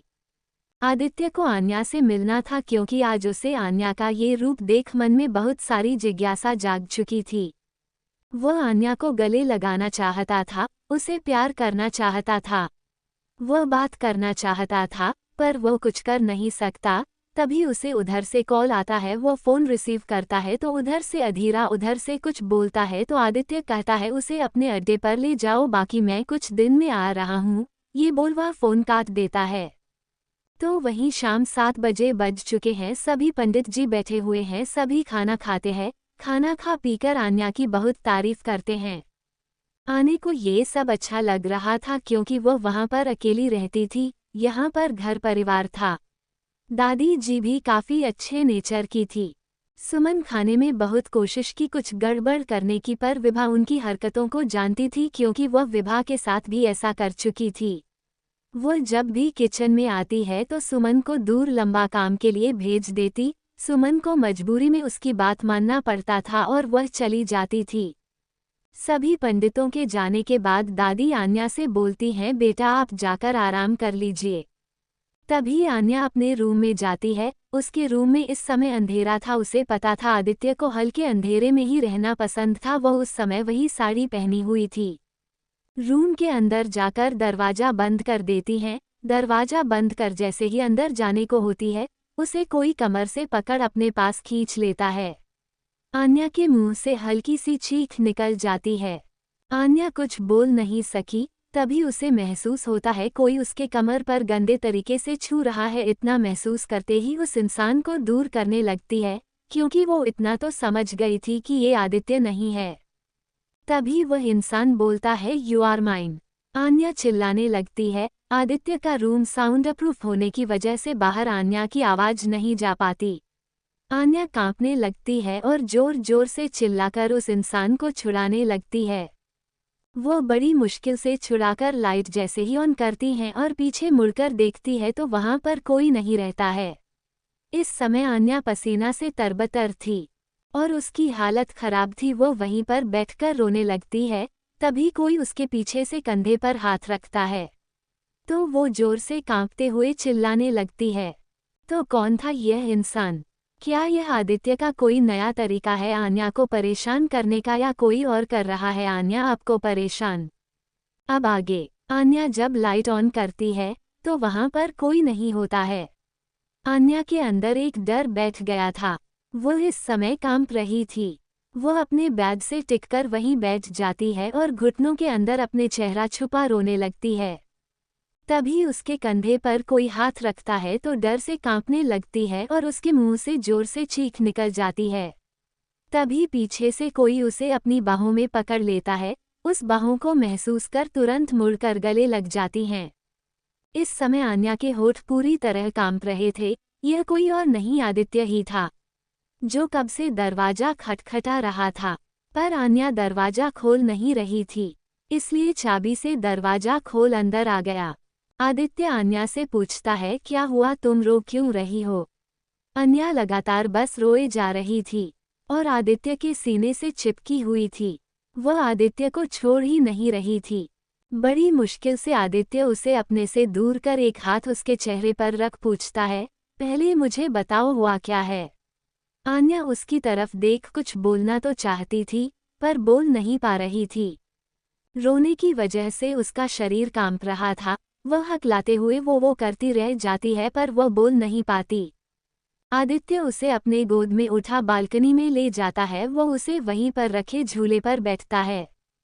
झूले पर बैठा जैसे ही जाने को होता है, आन्या उसे पकड़कर ना में सिर हिलाने लगती है, तो आदित्य उसी के पास बैठ बोलता है, बस मैं थोड़ी देर में आया। आन्या उसे छोड़ती ही नहीं है, तो आदित्य वहीं पर बैठ अपनी शर्ट उतार पानी में भिगो जो वहां पर पानी रखी हुई थी उससे आन्या का चेहरा साफ करने लगता है। आन्या उसके हाथों को पकड़ बस आदित्य को अपने डरी हुई नजरों से देख रही थी। आदित्य आन्या के आंसुओं और चेहरे को साफ कर उसे पूछता है, क्या हुआ, तो आन्या के आंखों से फिर से आंसू गिरने लगते हैं और वह रोते हुए बताती है कि मुझे किसी ने छुआ। इतना सुनते ही आदित्य जो हाथ जो आन्या के पीठ पर था, उस हाथ की मुट्ठी कस जाती है, जैसे वह अपना गुस्सा को दबा रहा हो। तभी आन्या रोते हुए उसके साथ जो हुआ वह बता देती हैं। आदित्य उसे गले से लगा देता है और उसे पीठ को सहारा देते हुए बोलता है, शांत हो जाओ, कुछ नहीं हुआ, सब ठीक हो जाएगा। आन्या रोते हुए बोलती है, पर इस कमरे में कोई था इस कमरे में। किसी ने मुझे गंदे तरीके से छुआ, वह लगातार बोले जा रही थी और होते जा रही थी। आदित्य उसके चेहरे को पकड़ बोलता है, अब एकदम चुप हो जाओ। आन्या नहीं मानती, बस बोले जा रही थी। आदित्य देखता है कि आन्या चुप ही नहीं हो रही थी, तो आन्या के चेहरे को देखते हुए उसके होठों पर अपने होंठ रख देता है। आन्या शांत हो जाती है और उसकी आंखों से सिर्फ आंसू गिर रहे थे। कुछ देर तक ऐसे होठों पर होठ रखने के बाद आन्या उसके और करीब जाकर उसे पकड़ लेती है। आदित्य उसके बालों में हाथ को चलाते हुए धीरे धीरे किस करने लगता है, जिससे आन्या को काफी कंफर्ट फील हो रहा था। आन्या आदित्य को पकड़ अपनी आंखें बंद कर लेती है। आन्या को धीरे धीरे किस करते हुए वह आन्या को अपने पास खींच लेता है, उसे और डीप किस करने लगता है। अभी आन्या के जो दिमाग में लगातार सारी बातें चल रही थी, उन सभी से उसका दिमाग हट जाता है।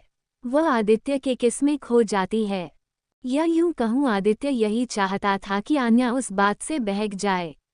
आदित्य आन्या के कमर में एक हाथ डाल देता है और उसे धीरे धीरे सहलाते हुए उसे अपने एकदम से चिपका लेता है। वह आन्या को किस करते हुए झूले पर सीधे लेट जाता है और आन्या को अपने ऊपर कर लेता है। आन्या आंखें बंद किए हुए बस उसे महसूस कर रही थी। आदित्य उसका जुड़ा को खोल देता है और धीरे धीरे उसके बालों को पूरा खोल देता है। आन्या के बाल पूरा आगे आदित्य के ऊपर आ जाता है। आदित्य उसके बालों को समेट पीछे कर उसे किस करता रहता है।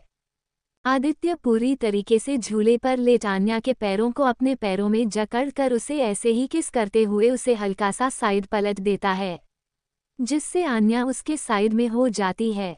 झूला पर ज्यादा जगह तो नहीं था, पर उन दोनों के चिपके होने से वो उस पर आराम से एडजस्ट हो जा रहे थे।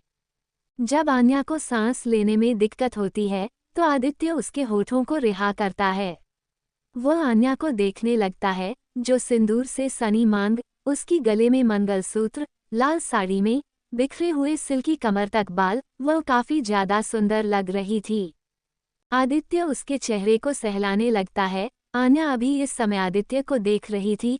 आदित्य हल्का सा उसके ऊपर आकर फिर से उसके होठों पर अपने होंठ रख देता है। आन्या उसकी पीठ पर हाथ रख देती है। आदित्य आन्या के कंधे से पिन निकाल उसके साड़ी को उससे अलग कर देता है और उसके गले पर अपने होंठ रख देता है। आन्या की सांसें भारी होने लगती है। फिर कुछ ही देर में आदित्य वैसे ही उसके गर्दन में अपना चेहरा छुपाए रहता है। कुछ देर बाद आदित्य अपना चेहरा उठा ऊपर आन्या को देखता है तो आन्या सो चुकी थी। वह आन्या की इस मासूम से चेहरे को देख उसके माथे को किसकर बोलता है, आई एम सॉरी, मैंने तुम्हें इतनी तकलीफ दी। मैं इस गिल्ट में हमेशा रहूंगा कि मैंने तुम्हारे साथ जबरदस्ती की, यह जानते हुए भी कि तुम मुझसे प्यार करती हो। जी हाँ, आदित्य को पहले ही पता चल गया था कि आन्या उसी से प्यार करती थी, क्योंकि जब उसने वीर को आन्या की सारी इन्फॉर्मेशन निकालने के लिए कहा था, तब उसी समय ये पता चला था कि आन्या शिमला गई हुई थी। आन्या को शादी के जोड़े में देखने से आदित्य उसे पहले ही पहचान लिया था कि यह वही लड़की थी जो खाई में गिरने वाली थी और उसने उसे बचाया था, और उसे यह नहीं पता था कि वह किससे प्यार करती है। पर कॉलेज में वीर कई तरीके से पता करवाने पर उसे कई लड़कियों से पता चला कि वो उस इंसान से प्यार करती है जिसने उसे खाई में गिरने से बचाया।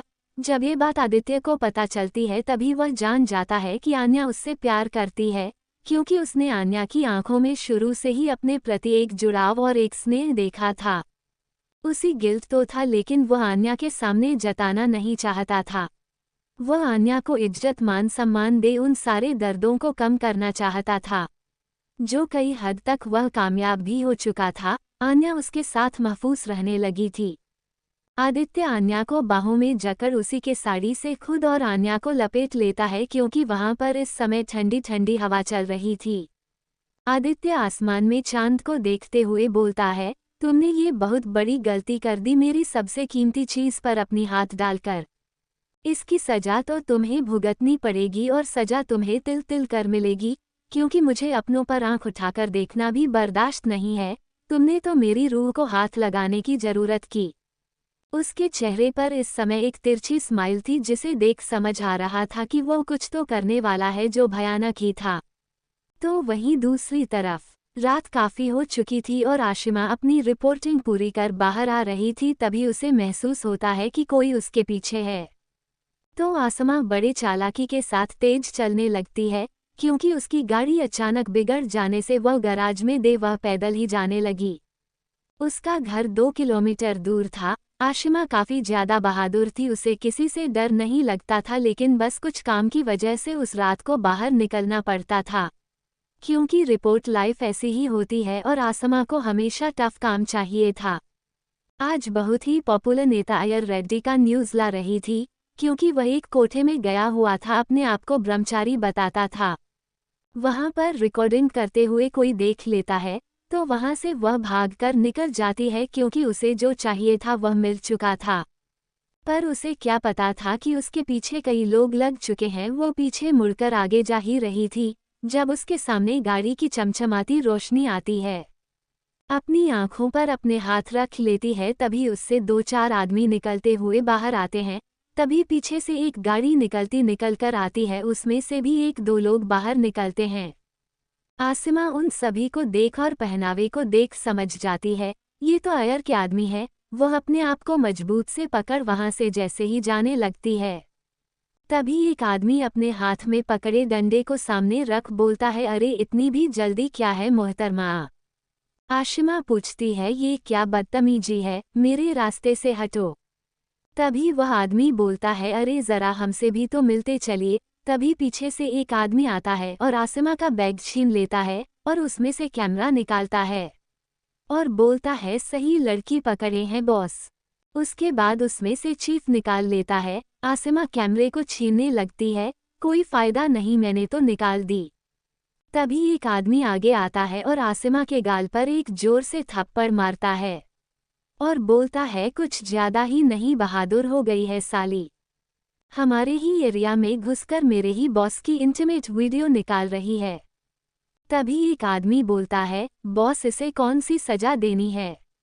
तभी जो उन गुंडों का सरदार था वह बोलता है, लड़की तो दिखने में काफी ज्यादा सेक्सी है, क्यों ना इसके साथ मजा कर हम लोग भी इसकी वीडियो बनाया जाए। आसिमा जैसे ही यह सुनती है उसकी रूह कांप सी जाती है और वह उस आदमी को खींचकर एक थप्पड़ मार देती है। कमीना, तू मेरे साथ कुछ करेगा, मैं तेरा मुंह तोड़ दूंगी, ये कह उसके बाल खींच उसको गिरा देती है। तभी दूसरा आदमी उसके पास आता है तो उसे भी अपने कराटे के स्किल से मार गिराती है। तभी तो आदमी आकर उसे पकड़ लेते हैं और एक आदमी और उसका गला पकड़ते हुए बोलता है, बहुत ज्यादा चर्बी चढ़ गई है तुझे, तेरी चर्बी तो मैं निकालता हूँ। ये बोल वहां आसिमा की आगे का टॉप फाड़ देता है। आशिमा जो इतनी मजबूत थी उसकी आंखों से झरझर आंसू लगते हैं, वह अपने आप को छुड़ने लगती है। आसिमा का टॉप फड़ने से उसकी एक साइड की इनर बॉडी दिख रही थी। वो सभी उसे देख हंसने लगते हैं और बोलते हैं, बॉस आज का तो दिन ही बन गया, चलो इसे अपने अड्डे पर ले चलते हैं। तभी एक बोलता है, अरे कौन आने वाला है यहाँ, इस रास्ते पर जो करना है यही कर। फिर इसे छोड़कर चले जाएंगे। ये बोल जैसे ही असीमा को हाथ लगाने जाता है, वैसे ही किसी की हड्डी टूटने की आवाज आती है। किसकी हड्डी टूटने की आवाज आती है? क्या आशिमा को कोई बचा पाएगा? क्या करने वाला है आदित्य, जिसने आन्या के साथ इतनी घटिया हरकत करने की कोशिश की है? क्या आदित्य अपने किए की माफी आने से मांग पाएगा? आशिमा जो इतनी बहादुर थी, उसके साथ ऐसा होने पर उसके चेहरे पर एक दर्द की लकीर उभर जाती है। उसके अंदर भी एक डर समा जाता है। लड़कियां मजबूत होती है, लेकिन अगर सामने 5 से 6 आदमी खड़े हो तो सामना करें भी तो कैसे? यही हाल आशिमा का भी था। फिर भी उसने हिम्मत कर कुछ लोगों से सामना करती हैं, पर जब 2 लोग उसे पकड़ लेते हैं और उसके कपड़े को फाड़ देते हैं, तो आशिमा टूट सी जाती है। वह आदमी जाकर आशिमा को जैसे ही छूने वाला होता है, वैसे ही किसी की हड्डी टूटने की आवाज आती है। आशिमा जो अपनी आंखें बंद कर ली थी, वह अपनी आंखें खोल देखती हैं, तो सामने वाला आदमी दर्द से कराह रहा था। तभी वह उस आदमी के पीछे उस शख्स को देखती है तो ठिठक सी जाती है, क्योंकि सामने कोई और नहीं अधीरा खड़ा था। वह इंसान जिसे देखने की उम्मीद आसमा ने बिल्कुल नहीं की थी। जो अब तक आंसू आशिमा की आंखों में रुके हुए थे, जो उन सभी के सामने कमजोर नहीं पड़ना चाहती थी, वह अधीरा को देखते ही उसके आंसू बह चले। ऐसा ही होता है हमारे साथ। अगर हम सब एक दूसरे के सामने अपने आप को मजबूत दिखा देते हैं, पर जब कोई अपना सामने खड़ा हो तो उसके सामने इंसान कमजोर सा पड़ जाता है। तभी जो 2 लोग आसिमा को पकड़े हुए थे, वह दोनों डरकर आशिमा को छोड़ देते हैं। क्योंकि अधीरा को अगर अंडरवर्ल्ड के लोग न जाने तो अधीरा नाम ही क्या। आयर रेडी के माफिया लीडर थे, जो आशिमा को पकड़ने आए थे और अधीरा को देख वहीं खड़े हो कांपने लगे। तभी पीछे से कुछ लोग आते हैं। वह जैसे ही जाने को होते हैं तभी उन्हें कुछ लोग घेर लेते हैं। 5 आयर रेडी के आदमी, तो वही 10 से 15 अधीरा के आदमी। उन सभी को देख जिसने आसिमा को पकड़ा था, उसकी तो पेंट तक गीली हो जाती है। आदित्य ने कभी भी अपनी डार्क साइड दुनिया के सामने नहीं दिखाई थी, क्योंकि वह सभी के सामने आदित्य सिंह राजवंश था। उसकी क्रूएलिटी सिर्फ कुछ ही लोग जानते थे कि वह कितना खतरनाक था। बाकी वह सभी के सामने तो देवता, तो एक अच्छा इंसान था। पर अधीरा एक ऐसी शख्सियत था जिसे हर गुंडे, मवाली, हर पुलिस, हर कोई जानता था कि वह कौन है। उस आदमी की हड्डी टूट जाती है और वहीं गिरकर वह चिल्लाने लगता है। अधीरा अपने गर्दन पर हाथ फेरते हुए अपने लाल आंखों से उन दोनों आदमियों को देखता है जिन्होंने आशिमा का हाथ पकड़ा था। उन दोनों की तो रूह कांप जाती है। तभी उन दोनों नोटिस कर रहे थे, अधीरा की नज़र उन पर ना होकर उनके हाथों पर है। ये देख उनका हाथ सुन्न पड़ जाता है। आशिमा जो ये सब देख रही थी, अधीरा के पास जाने ही लगती है कि अधीरा उसे वहीं पर रोक देता है। आशिमा बेजान से वहीं खड़ी रह जाती है। वह अपनी आंखें बंद करने लगती हैं, क्योंकि आज उसे अपनी इज्जत पर जो धक्का लगा था, वह बर्दाश्त नहीं कर पा रही थी। उसे किसी की सहारे की जरूरत थी। वह भले ही मस्तिष्क से मजबूत हो, वह भले ही जुबान से कुछ भी बोल देती थी, पर वह एक साफ दिल की और एक संस्कारी लड़की थी। वह कभी भी अपने लिमिट क्रॉस करना का नहीं जानती थी। अपनी आंखें बंद कर पाती, तभी उसे अधीरा की तेज से आवाज आती है, अपनी आंखें खुली रखना। उसकी इतनी गहरी और भयंकर आवाज सुन आसमा अपनी आंखें खोल देती है। वह अधीरा को देखने लगती है। अधीरा अपनी नज़र आशिमा से हटाकर उन दोनों पर रखता है। वह दोनों वहीं बैठकर गिड़गिड़ाने लगता है। तभी अधीरा अपना एक हाथ घूम आता है, तो एक आदमी उसके हाथ में एक चाकू देता है। उसे तेजधार चाकू को देख सबकी रूह कांप जाती है, खुद आसिमा की भी। रात सीटी बजाते हुए अपने गर्दन पर हाथ फेरते हुए वह दोनों आदमी जहां गिरे पड़े थे, उन दोनों के पास जाता है और उसके हाथों को देखते हुए बोलता है, तूने इसी हाथ से उसे छुआ था ना? सोच, यदि यह हाथ ना रहे तो तू कैसे छुएगा किसी को? ऐसी बातें सुन आशिमा की रूह कांप जाती है। आसिमा अधीरा से बोलती है, अधीरा नो, लेकिन अधीरा उसकी तरफ देखता भी नहीं है।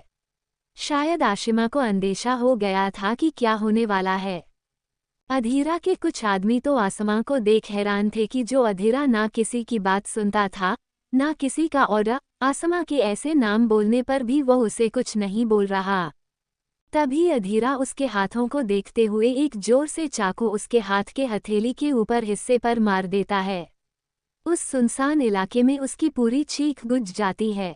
आसिमा अपने कानों पर हाथ रख लेती है और जोर से चिल्लाकर कहती है, नहीं। तभी अधीरा गुस्से में बोलता है, आंखें खोलो। आशिमा डरकर अपनी आंखें खोल देती है। तभी दूसरा आदमी जो उसी के बगल में बैठा था, वो उसका ये हाल देख उसे सांस लेने में भी दिक्कत होने लगी। वो गिड़गिड़ाते हुए बोलने लगा, प्लीज छोड़ दो, लेकिन शायद उसकी किस्मत खराब थी कि वो किसके हाथों पड़ गया था। तभी अधीरा दोनों के हाथों को पकड़ एक साथ उन दोनों हाथों पर बेरहमी से चाकू घोंपने लगता है। वो दोनों वहीं पर तड़प तड़प चिल्ला रहे थे। आशिमा तो लगभग आधी बेहोशी में चली गई थी। अधीरा के बीच बीच में चिल्लाने से वह अपनी आंखें खोल उसे देखती है। उन दोनों के हाथों को इतनी बुरी तरीके से डैमेज कर दिया था कि शायद कभी भी वह हाथ उनका काम करता। अधीरा उन दोनों को देख बोलता है, खुशकिस्मत है तू कि मैंने तेरा हाथ नहीं काटा। ये बोल वो उसी चाकू से पीछे घूमकर जो आदमी आन्या के शरीर को छूने वाला था उसका हाथ काट देता है। वो दोनों आदमी डरकर वही बेहोश हो जाते हैं। अधीरा के जो बॉडीगार्ड थे वह भी अपनी नजरें नीचे कर लेते हैं। आसिमा वहीं पर गिर जाती है। अधीरा वहां से उठता है और वह आशिमा के पास जाते हुए वह उसे उठाकर खड़ा करता है। आशिमा उसे अपने कमजोर निगाहों से देख रही थी, तो अधीरा उसे सहारा देते हुए अपने पास लाते हुए बोलता है, तुम मेरी हो, सिर्फ और सिर्फ अधीरा की। तुम्हें कोई देखेगा तो उसकी आंखें निकाल लूंगा, तुम्हें कोई छुएगा तो उसकी हाथ निकाल दूंगा, और अगर तुम किसी के पास जाना चाहोगी तो तुम्हारी सांसें छीन लूंगा, क्योंकि तुम्हारी सांसें और तुम सिर्फ और सिर्फ मेरी हो। सुबह का समय, आदित्य का रूम। सुबह के 7 बजे बज रहे थे। चिड़ियों की चहचहाहट से आन्या की नींद खुलती है। वो अपनी आंखें खोल देती है तो उसको अपने ऊपर कोई भार महसूस होता है। आंखें खोल सामने देखती है तो उसके चेहरे पर एक स्माइल आ जाती है, पर कुछ सोचकर उसके चेहरे पर एक शर्म आ जाती है। आदित्य जो झूले पर आन्या के ऊपर सोया हुआ था, इस समय उसकी पोजीशन अपने बाएं हाथ पर आन्या को लिए वह आन्या के सीने पर सर रखकर एक पैर आन्या के ऊपर कर जकड़कर सोया था। आन्या आदित्य के बिखरे हुए बाल को उसके सिर पर से सहलाने लगती है। उसके ऐसा करने से आदित्य की आंख खुल जाती है और वह नींद भरी आंखों से आन्या को देखने लगता है। आना उसके ऐसा देखने से वो घबराहट में अपनी नकली इधर उधर करने लगती है। आदित्य के चेहरे पर एक बड़ी सी मुस्कुराहट आ जाती है। आदित्य उसको ऐसे ही पकड़े आन्या को अपने ऊपर कर लेता है। वह आन्या को बहुत गौर से देखने लगता है। इस तरह सुहागन के रूप में आन्या बहुत खूबसूरत लग रही थी और सुबह सुबह की लालिमा तो उसके चेहरे पर और नूर बना रही थी। आन्या आदित्य को देखने लगती है। आदित्य उसके चेहरे को देखते हुए अपनी नज़र नीचे करता है तो उसकी नज़रें आन्या की रिवील हो रही है क्लीवेज पर पड़ती है, जो आन्या आदित्य के सीने पर पेट के बल लेटे होने से दिख रही थी। आन्या को जैसे ही यह महसूस होता है वो तुरंत अपनी नज़र नीचे करती है तो वह हड़बड़ा जाती हैं। आदित्य को उसके ऐसे हड़बड़ाहट से एक बड़ी सी स्माइल आ जाती है। आन्या शर्म से गड़ी जा रही थी। वह अपना चेहरा नीचे कर लेती है और अपना सर आदित्य के सीने पर रख देती है। आदित्य उसका चेहरा उठा उसे अपने पास ऊपर खींच उसके होठों पर हल्का सा किस करते हुए उसे गुड मॉर्निंग विश करता है। आन्या उसे अपनी बाहों में जकड़ लेती है। आदित्य हंसते हुए बोलता है, क्या बात है मिसेज राजवंश, आज आपको बड़ा प्यार आ रहा है। आज आपको मुझे छोड़ने का मन नहीं कर रहा है। आन्या ना में सिर हिलाती है तो आदित्य बोलता है, और वह क्यों? तो आन्या सीने पर सर रखे हुए ही बोलती है, मुझे ऐसे ही रहना है, हमेशा आपके साथ। आदित्य आन्या को बहुत प्यार से देखने लगता है। तभी आन्या उससे एक ऐसा सवाल करती है कि आदित्य के चेहरा का रंग ही बदल जाता है। आन्या उससे पूछती है, आप ये सब जानबूझकर तो नहीं कर रहे हैं ना? आपका ये सब दर्द देने का कोई दूसरा तरीका तो नहीं है ना? आप मेरे साथ कोई नाटक या गेम तो नहीं खेल रहे? क्या आप मुझे फिर से टॉर्चर करेंगे? ये सब कहते हुए आन्या के आंखों से आंसू निकल जाते हैं। आदित्य उसे तुरंत अपने सीने में भींच लेता है और बोलता है कभी नहीं। आदित्य का जो शुरू से बिहेवियर आन्या के साथ था, आन्या उसे बिलीव नहीं कर पा रही थी कि आदित्य सच में उसके साथ अच्छे से पेश आ रहा है। आदित्य, यह मेरा कोई नाटक नहीं है, नहीं कोई गेम। ये सच्चाई है जिसे मैं अपनाना चाहता हूँ। मैं तुम्हें अपना नाम देना चाहता हूँ, वह भी दिल से। तुम मेरी फैमिली हो, जिसके साथ मुझे एक सुकून सा मिलता है। तुम्हें दर्द देकर हर पल में भी दर्द से तड़पा हूँ। हाँ, कुछ वजह और गलतफहमियां जरूर है, पर वह भी सब दूर हो जाएंगे। पर एक चीज है जो कभी नहीं बदल सकता। आन्या आदित्य को देखने लगती है, और ये कि आप हमेशा मिसेज आदित्य राजवंश रहेगी। आन्या के चेहरे पर स्माइल आ जाती है। आदित्य बोलता है, मैं पहले क्या था क्या नहीं मुझे यह नहीं पता, पर मैं आपको ये बताना चाहता हूँ कि यह आदित्य आपकी रूह में उतरने के बाद आज तक किसी की तरफ अपनी नज़र तक नहीं डाली, और ना ही किसी को अपने पास आने दिया और ना ही आने देगा। मेरे नज़दीक आने का इकलौता हकदार सिर्फ और सिर्फ तुम होगी। आन्या ये सब सुन उसके मन में एक सुकून उतर आता है। वह यही तो सुनना चाहती थी, क्योंकि उसे हमेशा डर लगता था कि आदित्य कहीं दूसरे के पास ना चला जाए।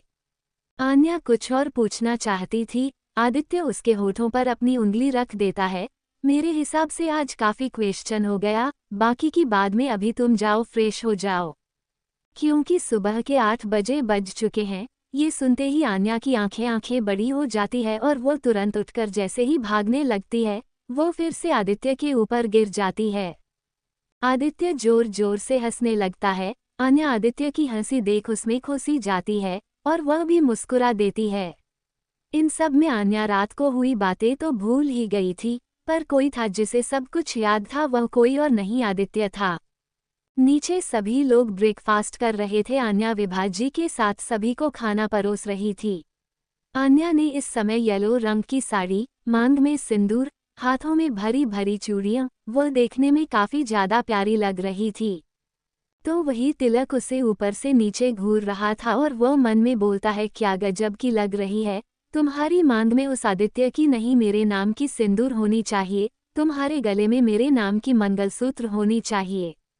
वो उसे बहुत गहरी नज़र से देखने लगता है। तभी आन्या उसके पास जा उसे बोलती है, भैया सब्जी। अपने लिए भैया सुन तिलक का तो मूड ही खराब हो जाता है। और तभी उसकी नज़र अपने पास आन्या की खुली कमर पर पड़ता है।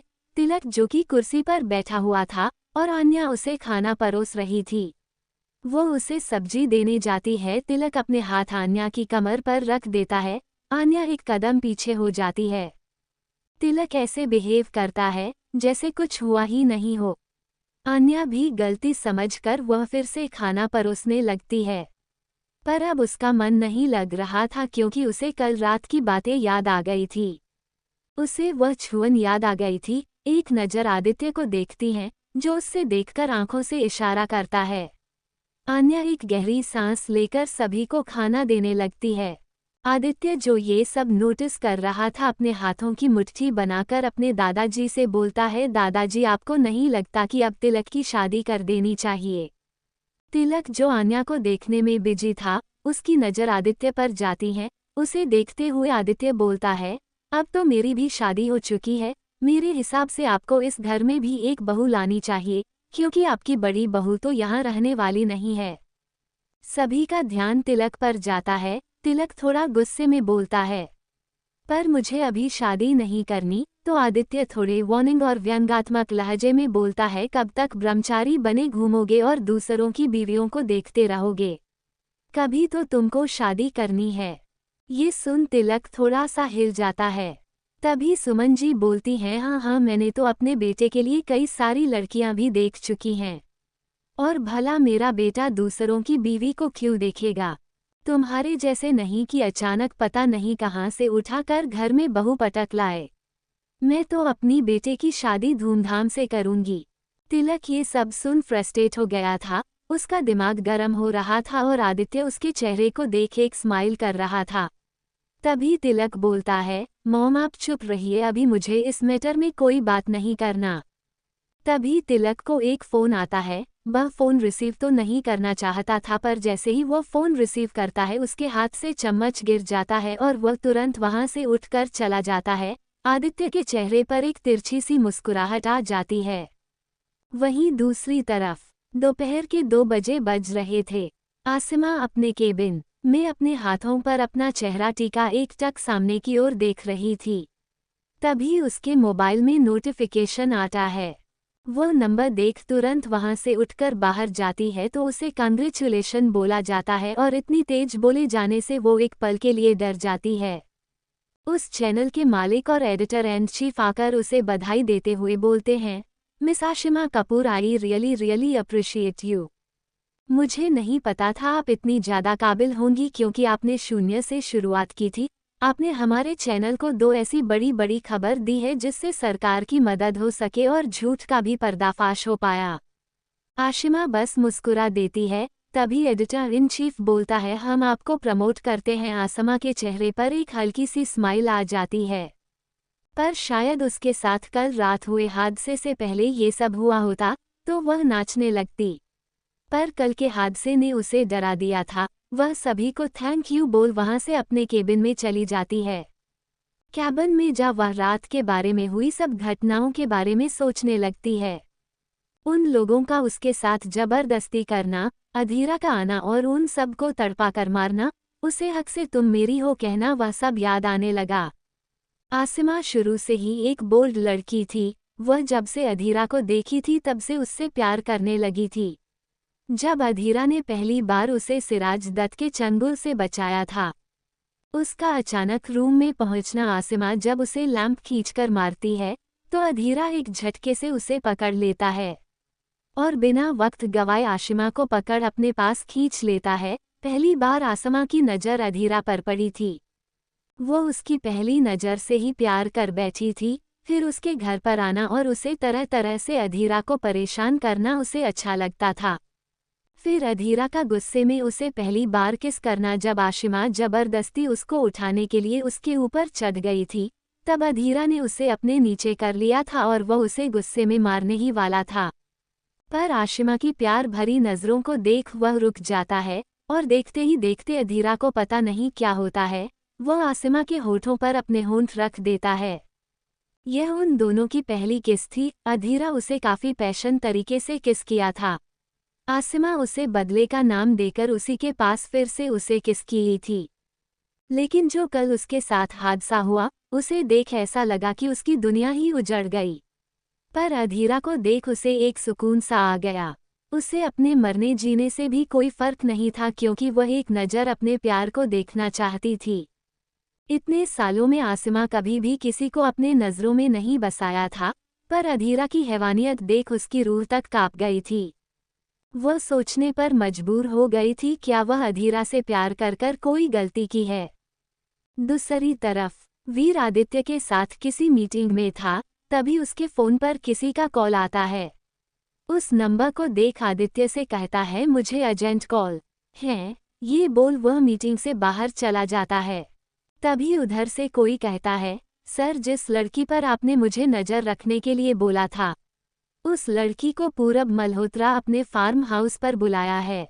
शायद उसके फार्म हाउस पर कोई पार्टी है जिसमें उसने उसे बुलाया है और वो लड़की वहां पर जाने वाली है। वीर के हाथों की मुट्ठियां कस जाती है और वो उस आदमी से कीर्ति पर नज़र रखने के लिए बोलता है और फ़ोन कट कर देता है।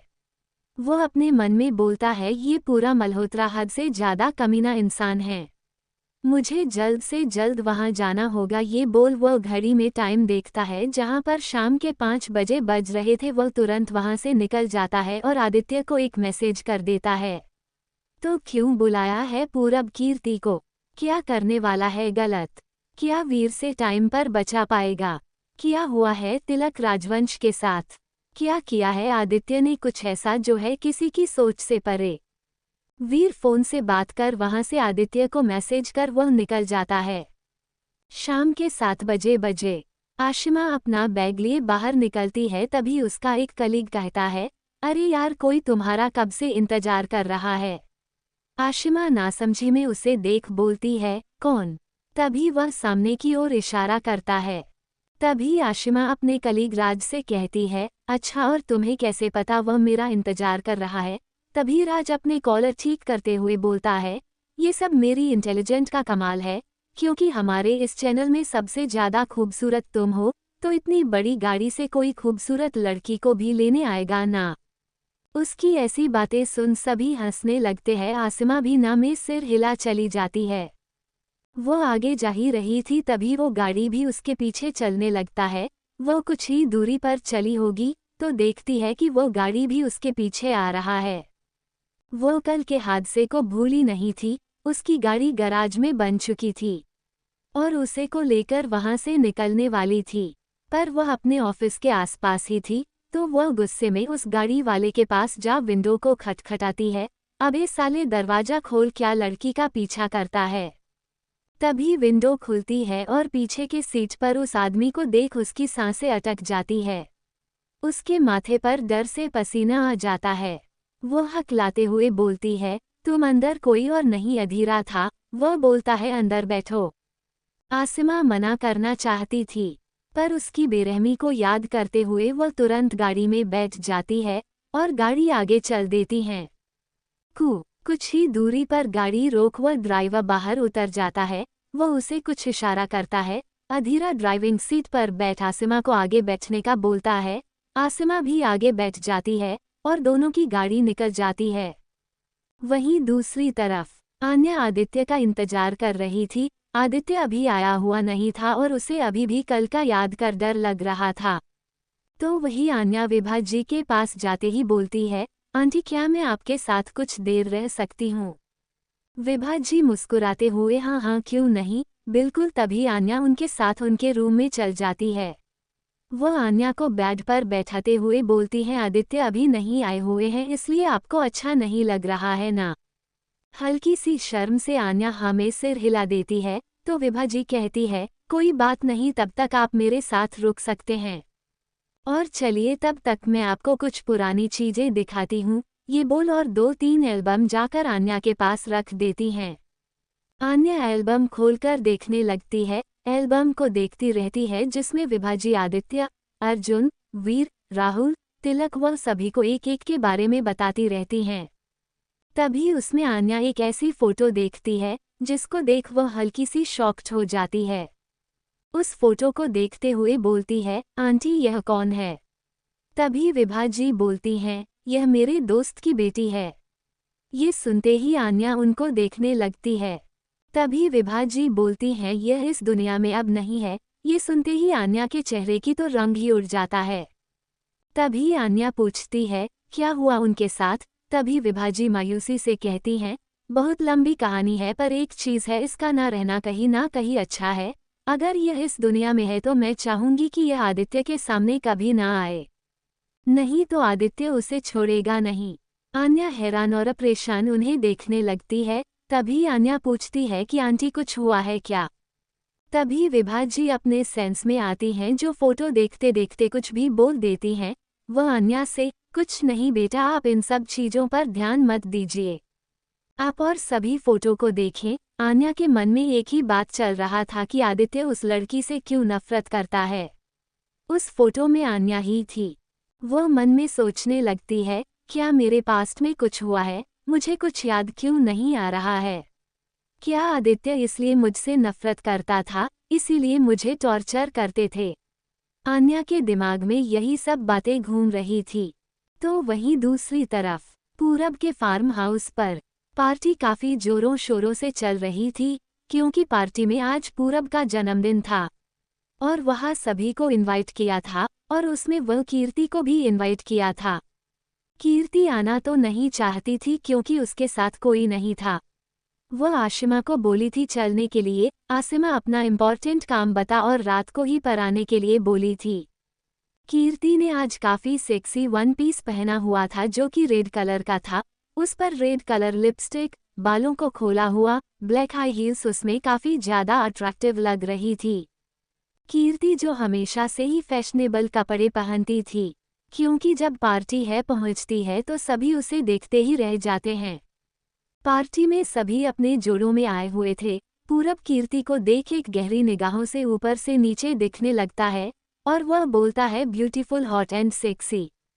ये बोल वह अपने हाथों में पकड़ी वाइन को पी कीर्ति चीर की तरफ चला जाता है और कीर्ति की कमर में हाथ डाल, हेलो माय ब्यूटीफुल कम, ये कह उसे लेकर अंदर लेकर आता है। कीर्ति को ये सब पसंद नहीं था। वह भले ही मॉडर्न जमाने की थी, उसकी माँ ने, उसके पेरेंट्स ने हर किसी को एक लिमिट में रहने के संस्कार दिए थे। उसका इस तरह पूरब का कमर में हाथ डालना उसे बहुत अजीब सा लगा। वह कुछ बोल नहीं पाती। पूर्व उसे अंदर ले जाकर अपने दोस्तों से इंटरव्यूज करवाता है। पार्टी शुरू हो चुकी थी तभी कीर्ति पूरब से पूछती है, पूरब अंकल आंटी नहीं आए? तभी पूरब कीर्ति को देखते हुए बोलता है, आजकल के पार्टी में पेरेंट्स क्या करते हैं, पार्टी दोस्तों में मनाई जाती है। कीर्ति उसे अजीब नजरों से देखने लगती है तो पूरब हंसते हुए बोलता है, अरे मेरी प्यारी ब्यूटीफुल, मेरे कहने का मतलब वह लोग खुद ही नहीं आए। उन लोगों का कहना था कि मैं दोस्तों में पार्टी एंजॉय करो। कीर्ति कुछ नहीं बोलती, बस हल्का सा मुस्कुरा देती है। सभी आपस में एंजॉय करने लगते हैं। फिर कुछ देर में केक कट करने की बारी आती है। कीर्ति बार बार आशिमा को फोन लगा रही थी। आसिमा फोन रिसीव नहीं कर रही थी। अब कीर्ति को क्या पता, आशिमा तो अधीरा नाम की शैतान के चंगुल में फंसी थी। तभी पूर्व उसे लेकर अपने पास आता है और केक कट करने लगता है। केक काटकर वह कीर्ति को केक खिलाता है तो कीर्ति भी उसे खिलाती है। केक खाते हुए पूर्व उसके उंगलियों को अपने मुंह में ले लेता है और उसे हल्का हल्का सक करने लगता है। कीर्ति झटके से अपने हाथों को खींच लेती है। पूरब के चेहरे पर एक कुटिल भरी मुस्कान आ जाती है। केक कटने के बाद सभी केक खाने लगते हैं। तभी कीर्ति बोलती है, पूरब मैं जाना चाहती हूँ। पूर्व पर इतनी जल्दी, अभी तो पार्टी शुरू हुई है। कीर्ति नहीं, मम्मी पापा ने जल्दी आने के लिए बोला था। वह जाने ही लगती है तभी पूरब उसका पीछे से हाथ पकड़ लेता है। कीर्ति उसकी तरफ देखने लगती है तो पूरब बोलता है, अच्छा चले जाना, लेकिन पहले ड्रिंक तो कर लेते हैं। तो कीर्ति बोलती है, नहीं पूरब, आप तो जानते हो ना कि मुझे ड्रिंक चढ़ जाती है और मुझे संभालने वाली आसमा दीदी भी नहीं है। मुझे अकेले ही घर जाना है। तभी पूरब बोलता है, अच्छा ठीक है, कम से कम जूस तो पी सकती हो ना। कीर्ति पूरब का इतना रिक्वेस्ट मना नहीं कर पाती। वह हमें सिर हिला देती है। तभी पूरब एक वेटर को इशारा करता है तो वेटर कीर्ति को जूस देता है। पूरब के हाथों में पहले ही वाइन का गिलास था। वह वेटर जाते हुए पूरब को एक इशारा देता है तो पूरब एक स्माइल दे देता है। आन्या पूरब का मान रखने के लिए एक गिलास पूरा जूस पी लेती है। कुछ देर बाद उसे महसूस होता है कि जूस का टेस्ट अलग है और वह इस समय समझ नहीं पाती। तभी पूरब जबरदस्ती एक गिलास और उसे जूस देता है। कीर्ति ना चाहते हुए भी उसको जूस पीना पड़ता है। कीर्ति बोलती है, अब बस, ये बोल वह जाने लगती है। अब तभी वह कुछ दूरी पर चलती है। उसे हल्का हल्का चक्कर आने लगता है। तभी कीर्ति बोलती है, मुझे चक्कर क्यों आ रहा है? मुझे इतनी जल्दी तो नहीं चढ़ती है और मैंने तो शराब भी नहीं पी है। इसका मतलब जूस में कुछ था। तभी वह पूर्व को देखती है जो किसी दूसरे से बात कर रहा था तो वह अपने मन में बोलती है, नहीं पूर्व, ऐसा नहीं कर सकता, मुझे जल्द से जल्द यहाँ से निकलना होगा। ये बोल वह वहाँ से जाने लगती है तो कुछ दूर जाने के बाद ही वह लड़खड़ाने लगती है। तभी उसे कोई संभाल लेता है। वह अपनी आंखें खोल सामने खड़े इंसान को देख पहचानने की कोशिश करती हैं। कृति अपना पूरा होश खो चुकी थी। वह फिर भी सामने वाले इंसान का चेहरा छूते हुए बोलती है, आप मुझे जाने पहचाने लग रहे हो। प्लीज क्या आप मुझे घर छोड़ दोगे? I request you. ये बोल वह अपने आप को खींचने लगती है। तभी वह आदमी, जो कि कोई और नहीं वीर था, उसे आने में थोड़ी लेट हो जाती है क्योंकि जब अंदर आना चाहता था तो पूरब मल्होत्रा के गार्ड उसे अंदर नहीं आने दे रहे थे तो वह पीछे के रास्ते से चढ़कर अंदर आया था। तभी उसे कीर्ति इस हालत में मिल गई। कीर्ति का हाथ पकड़ बॉडीगार्ड, जो कि इंटरेस्ट पर खड़ा था, जो कि पीछे का दरवाजा था, वो उसके गर्दन का एक नस दबा उसे वहीं पर भी बेहोश कर वहां से कीर्ति को लेकर निकल जाता है। तो वही पूरब वेटर से पूछता है, काम हो गया, उसे रूम में पहुंचाए। तभी वेटर बोलता है, पर सर मुझे वह लड़की तो दिखी ही नहीं। पूरब बौखला जाता है और वह अपने वाइन का गिलास जोर से पटक देता है। उसके ऐसा करने से सभी दोस्त उसे देखने लगते हैं और वह चिल्लाकर बोलता है, क्या कहना चाहता है तू? वह कहाँ गई? तभी वह वेटर डरते और रोते हुए बोलता है, मैं उनके पीछे गया था पर कुछ देर नहीं वह गायब हो गई। तभी पूरब चिल्लाते हुए बोलता है, खोजो उसे। तो वहीं दूसरी तरफ अधीरा आशिमा को उसके घर के कुछ दूरी पहले ही गाड़ी रोक कब से खड़ा था। वह आशिमा को रोके हुआ था, ना तो उसे जाने दे रहा था ना उससे कुछ कह रहा था। आसिमत थोड़ी डरते हुए और फ्रस्ट्रेट होते हुए बोलती है, अब तुम कुछ बोलोगे भी या मैं घर जाऊं? पर अधीरा फिर भी कुछ नहीं बोलता। तभी आशिमा वहां से जाने लगती है तो अधीरा उसका हाथ पकड़ लेता है। आशिमा उसे देखने लगती है तो अधीरा आशिमा की तरफ देख बोलता है, क्या तुम मुझसे डर गई? ये सवाल सुन आशिमा उसे देखने लगती है तो अधीरा बोलता है, मैं ऐसा ही हूँ, मेरी जिंदगी ऐसी ही है, मैं बचपन से मारकाट करता हूँ। मेरी लाइफ में ना प्यार की, ना इमोशन की, ना किसी नज़दीकी रिश्ते की कोई अहमियत थी। पर तुम्हें जब से देखा तुम मेरे दिल में उतर गई। मुझे नहीं पता ये प्यार है कि क्या है, पर मैं तुम्हारे साथ रहना चाहता हूँ, तुमसे बातें करना चाहता हूँ। अगर तुम नहीं रहना भी चाहोगी तो भी तुम्हें मेरे साथ रहना होगा, चाहे खुशी से रहो चाहे मजबूरी से। आशिमा उसे आंखें फाड़े देख रही थी। वो मन में सोचती है, ये कन्फेशन है कि धमकी है। आशिमा कुछ नहीं कहती तो अधीरा उसे अपनी गाड़ी से लगा देता है। अधीरा थोड़ा गुस्से में बोलता है, यदि मैं कुछ कहूँ तो उसका जवाब दिया करो। आसिमा थोड़ा डरते हुए बोलती है, यदि मैं ये कहूँ कि तुम यहाँ मारकाट छोड़ दो तो? अधीरा बोलता है, यह मैं बिल्कुल नहीं छोड़ सकता। आशिमा बोलती है, मेरे पेरेंट्स इस रिश्ते को नहीं मानेंगे। अधीरा, मुझे इससे फर्क नहीं पड़ता है। आशिमा अपनी नज़रें ऊपर कर, पर मुझे फर्क पड़ता है, मैं फैमिली में रहती हूँ। तभी अधीरा कहता है, मेरे लिए मेरी फैमिली तुम हो और तुम्हारे लिए भी मैं ही रहना चाहिए। आशिमा थोड़ी गुस्से में बोलती है, तो क्या तुम्हारे चक्कर में मैं अपने मम्मी पापा को छोड़ दूँ? अधीरा भी बोलता है, मैंने भी ऐसा ही कुछ कहा। आशिमा उसे गुस्से में धकेलने लगती है। अधीरा के सीने पर मारते हुए बोलती है, मुझे तुम जैसे इंसान के साथ नहीं रहना, हटो मेरे रास्ते से। ये कि उसे लगातार मारने लगती है, पर अधीरा को इससे कोई फर्क नहीं पड़ता। अधीरा के चेहरे पर एक ना दिखने वाली मुस्कुराहट आ जाती है। वह अपने दोनों हाथों में आशिमा का दोनों हाथ फंसा देता है। आशिमा उसे देखने लगती है। अधीरा उसके पास आने लगता है। आशिमा की हार्टबीट तेज हो जाती है। अधीरा उसके पास जा उसके होठों पर अपने होंठ रख देता है। आसिमा अपनी आंखें बंद कर लेती है। आन्या इस समय अपने रूम में बैठी थी। रात काफी हो गई थी। पृथ्वीराज के आ जाने पर आन्या विभा जी के रूम से चली जाती है, पर वह इस समय काफी ज्यादा घबराई हुई थी। उसके पास इस समय फोन भी नहीं था कि वो किसी को कॉल कर बात कर सके और टाइम बिता सके या फिर आदित्य से ही बात कर सके। उसकी जब से शादी हुई थी तब से उसके पास फोन नहीं था। वह बेड पर लेट सोने की कोशिश करने लगी। तभी उसे प्यास लगती है। जग देखती है तो खाली था। जग लेकर नीचे जाने लगती हैं, पर आंगन की लाइट को बंद किया गया था, क्योंकि सभी लोग अपने अपने रूम में चले गए थे। वह धीरे धीरे नीचे जाती है और किचन के रास्ते की तरह एक लाइट जलाती है। वह पानी भर ही रही थी, तभी उसे महसूस होता है कि अंदर कोई आ रहा है। उसे उस दिन का सोच थोड़ा डर लगने लगता है। वह हिम्मत कर पानी के जग को जोर से पकड़ वह बाहर जाने लगती है। तभी उसे एक लंबी चौड़ी परछाई नजर आती है जो कि उसके पास आ रहा था। वह उसे देख पीछे होने लगती है और पूछती है, कौन है?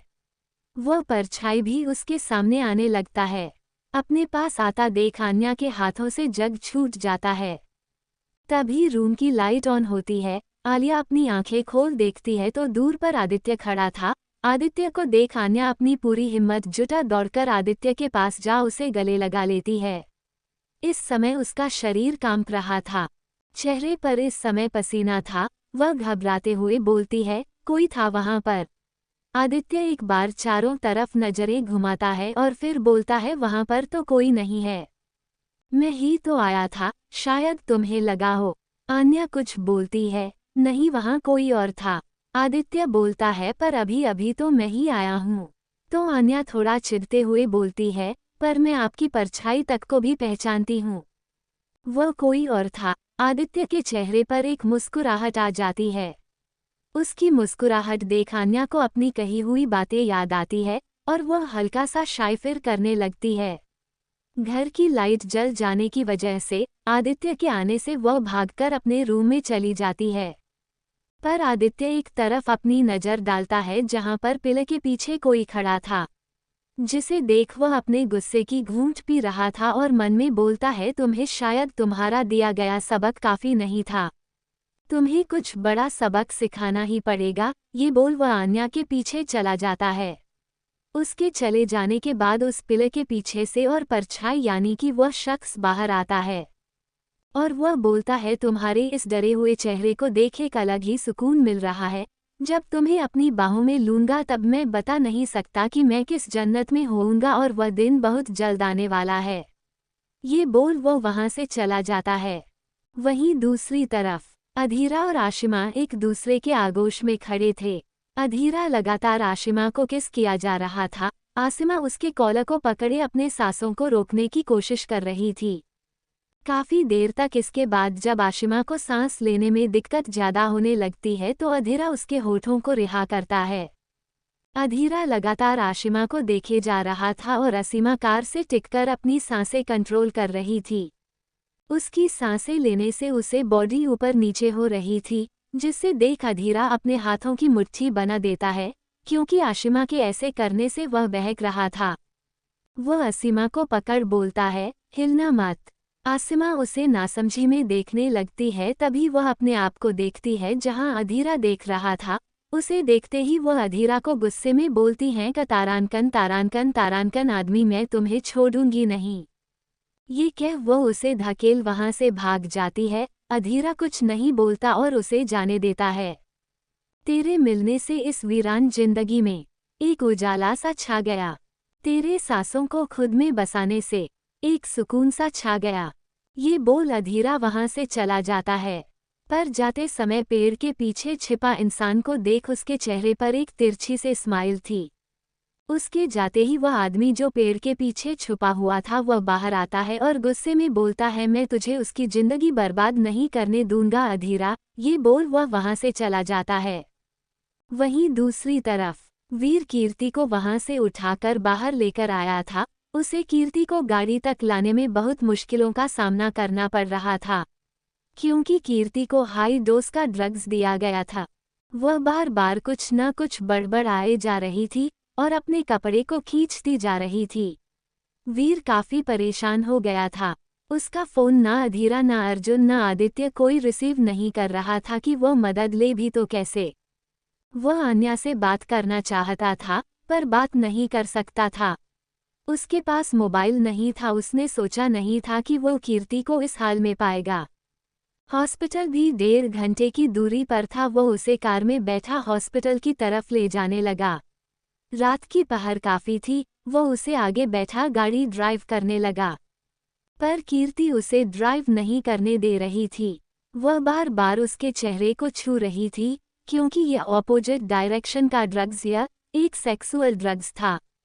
उधर पूरब काफी परेशान था। वह गुस्से में अपनी पार्टी को तहस नहस कर चुका था। वह जानता था कि कीर्ति को भी ड्रग्स दिया गया है। वह परेशान था कि वह कहाँ है। उसने जैसा सोचा था सब कुछ उल्टा हो रहा था। उसे ऐसा लग रहा था जैसे ये सब सोची समझी साजिश है। कोई कीर्ति को बचा कर ले गया है। वह शराब के नशे में डूबा हुआ बोलता है, यदि कीर्ति तुम्हें सच में कोई इस बार बचा कर ले गया है तो अगली बार मैं तुम्हें अपनी अच्छाई नहीं दिखाऊंगा, चाहे मुझे तुम्हारे साथ जबरदस्ती ही क्यों ना करना पड़े। इधर वीर काफी ज्यादा परेशान था। कीर्ति बार बार कह रही थी, मुझे काफी हॉट फील हो रहा है, मुझे गर्मी लग रही है। वह अपने कपड़ों को बार बार खोलने की कोशिश कर रही थी, पर वीर ड्राइव करते करते उसे बार बार रोकने की कोशिश कर रहा था। वह मुश्किल से कीर्ति को डांट कर वह बैठता है। कीर्ति बुरी तरह से अपने शरीर को रगड़ रही थी, क्योंकि उसके शरीर पर ऐसा महसूस हो रहा था जैसे चींटियां रेंग रही हो। तभी वह वीर से कहती है, सुनो ना, मुझे बहुत दर्द हो रहा है, मुझे बहुत गर्मी लग रही है, प्लीज कुछ करो ना। वीर उसे समझाता है, कृति बस थोड़ा सा बर्दाश्त करो, हम थोड़ी देर में हॉस्पिटल पहुंच जाएंगे। ये कह गाड़ी तेज चलाने लगता है। कीर्ति जो बर्दाश्त करने की कोशिश कर रही थी, उसके आंखों से आंसू आने लगते हैं और वह बोलती है, पर मुझसे कुछ भी बर्दाश्त नहीं हो रहा है। कुछ ही देर बाद वीर गाड़ी ड्राइव कर रहा था, तभी उसे अपने चेहरे पर कुछ सॉफ्ट सा फील होता है। वह देखता है तो कीर्ति अपनी नशीली आंखों से उसे देखते हुए उसके चेहरे को सहला रही थी। वीर कुछ बोलने ही वाला था कि कीर्ति उठकर वीर के गोदी में जा बैठती है। वीर बड़ी मुश्किल से ड्राइव करते हुए बोलता है, कीर्ति व्हाट आर यू डूइंग? जाकर अपनी सीट पर बैठो। पर कीर्ति को तो कुछ सुनाई नहीं दे रहा था। वह अपने गर्म होठ जो इस समय सुलग रहे थे, वह वीर के गर्दन पर रख देती है, जिससे वीर एकदम सुन्न पड़ जाता है और उसकी ड्राइविंग डिसबैलेंस होने लगती है। कीर्ति लगातार वीर को किस किए जा रहे थे, जैसे उसे एक ठंडक महसूस हो रहा था। वीर उसे बार बार दूर करने की कोशिश कर रहा था, पर कीर्ति उसके और पास होती जा रही थी। तभी कीर्ति अपने कपड़े को उतारने लगती है। तभी वीर गुस्से में बोलता है, कीर्ति अपने होश में आओ, यह क्या कर रही हो तुम? कीर्ति रोते हुए बोलती है, प्लीज प्लीज मेरी हेल्प करो, मुझे बहुत ज्यादा गर्मी हो रहा है, मैं मर जाऊंगी। रोते हुए कीर्ति का चेहरा वीर देखता है, जो इस समय काफी ज्यादा लाल हो गया था, जिससे वह काफी ज्यादा खूबसूरत तो लग रही थी, लेकिन साथ ही साथ में उसकी बॉडी पर लाल लाल रेजल्स जो कि गर्मी के वजह से हो रहे थे। वीर उसे समझा ही रहा था, तभी कीर्ति कुछ ऐसा करती है कि वीर की गाड़ी अपने आप अचानक रुक जाती है। कीर्ति अपने होंठ वीर के होठों पर रख देती है और उसे काफी पैशनेटली किस करने लगती है। वीर जो कि आज तक सिर्फ सनाया से प्यार किया था, उसने कभी नहीं सोचा था कि वह इस तरह किसी और लड़की के होठों को चूमेगा। पर पता नहीं क्यों वीर इस एहसास को पाकर अपनी आंखें बंद कर लेता है। कीर्ति जिसको किस तो करना नहीं आता था, पर वह वीर के होठों को काटे जा रही थी। उसे ऐसा करने से एक ठंडक महसूस हो रहा था। तभी कुछ देर में वीर अपने होश में आता है और वह कीर्ति को दूर झटक कर अपने से दूर कर देता है और वह गाड़ी से बाहर निकल जाता है। वह अपने बालों को नोचते हुए बोलता है, यह क्या हो रहा है? यह नहीं होना चाहिए। और घड़ी का टाइम दिखता है, अभी भी 1 घंटे के रास्ते की दूरी थी। वह काफी ज्यादा परेशान हो जाता है। तभी उसे कीर्ति की रोने की आवाज आती है। वह देखता है तो कीर्ति रो रही थी। वीर देखता है कीर्ति रोते हुए अपने कपड़े के ऊपरी हिस्से को और नीचे खिसका चुकी थी। वह वीर को देखती है और उसके गले लग जाती है और उससे रिक्वेस्ट करती है, प्लीज मुझे बचा लीजिए, मैं इतना जल्दी मरना नहीं चाहती। रोने लगती है। वीर इस समय बहुत ज्यादा गुस्सा आ रहा था। वह कीर्ति के चेहरे पर हाथ रखता है, बस हम कुछ देर में पहुंच जाएंगे, प्लीज हेल्प मी, यह कह फिर से वीर को किस करने लगती है।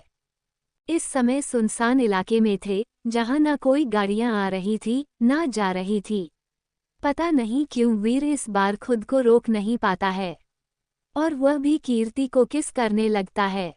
कीर्ति को अब धीरे धीरे ठंडक महसूस होने लगी थी। वीर का साथ पाने से वह अपने आप को ढीला छोड़ देती है, फिर उसे किस करते करते हैं उसके गर्दन को चूमने लगता है।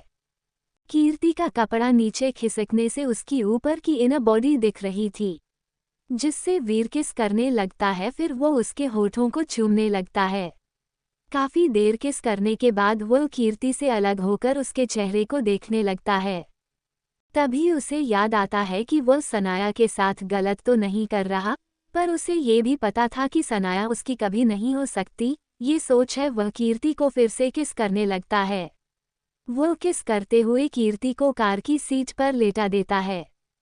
कीर्ति उसके शर्ट के बटन खोलने लगती है। वीर अपनी शर्ट उतार फेंक कीर्ति की 1 पीस ड्रेस निकाल कर फेंक देता है और वह उसे काफी पैशन के साथ किस करने लगता है। वीर की मजबूरी समझो या कुछ और, क्योंकि वह इतना जल्दी हॉस्पिटल पहुंच नहीं सकता था, ना वह अब रुक पा रहा था। और पहली बार उसे प्यार मिलने पर वह कीर्ति के ब्रा को निकाल देता है और उसके ऊपर ही बॉडी को देखने लगता है, जो इस समय उसके सामने नेक्ड थी। वीर उसके बॉसम को सक करने लगता है। कीर्ति को काफी ठंडक महसूस हो रही थी। वो उसके बालों में हाथ चलाने लगती है। काफी देर ऐसा करने के बाद देर कीर्ति के लोअर कपड़े को भी निकाल देता है और अपनी पेंट रिमूव कर दूर लॉक कर देता है। कीर्ति को एक प्यार भरी नजरों से देखने लगता है कि जो इस समय लंबी लंबी सांसें ले रही थी, उसे रुकता देखकर कीर्ति को अच्छा नहीं लग रहा था, तो उसे खींचने लगती है। तभी वीर कृति के चेहरे को हाथों में लिए पूछता है, कृति क्या तुम जानती हो मैं कौन हूँ? कीर्ति कुछ नहीं बोल रही थी। वीर थोड़ा तेज आवाज में बोलता है, क्या तुम मुझे जानती हो मैं कौन हूँ? तो कीर्ति हाँ में सिर हिलाती है। तो वीर नाम बताओ मेरा। काफी देर वीर के पूछने के बाद कीर्ति उसका नाम वीर लेती है। वीर के चेहरे पर एक सुकून आ जाता है। वीर उसके लोअर सॉफ्टनेस पर अपने हार्डनेस को रखता है और उसके अंदर प्रेस करता है, जिससे कीर्ति की चीख निकल जाती है। वीर समझ जाता है कि कीर्ति का फर्स्ट टाइम है। वीर के चेहरे पर एक मुस्कान आ जाती है। वह कृति के अंदर और जोर से प्रेस करता है, कीर्ति की चीखों को अपने होठों में भर लेता है और धीरे धीरे मूव करने लगता है।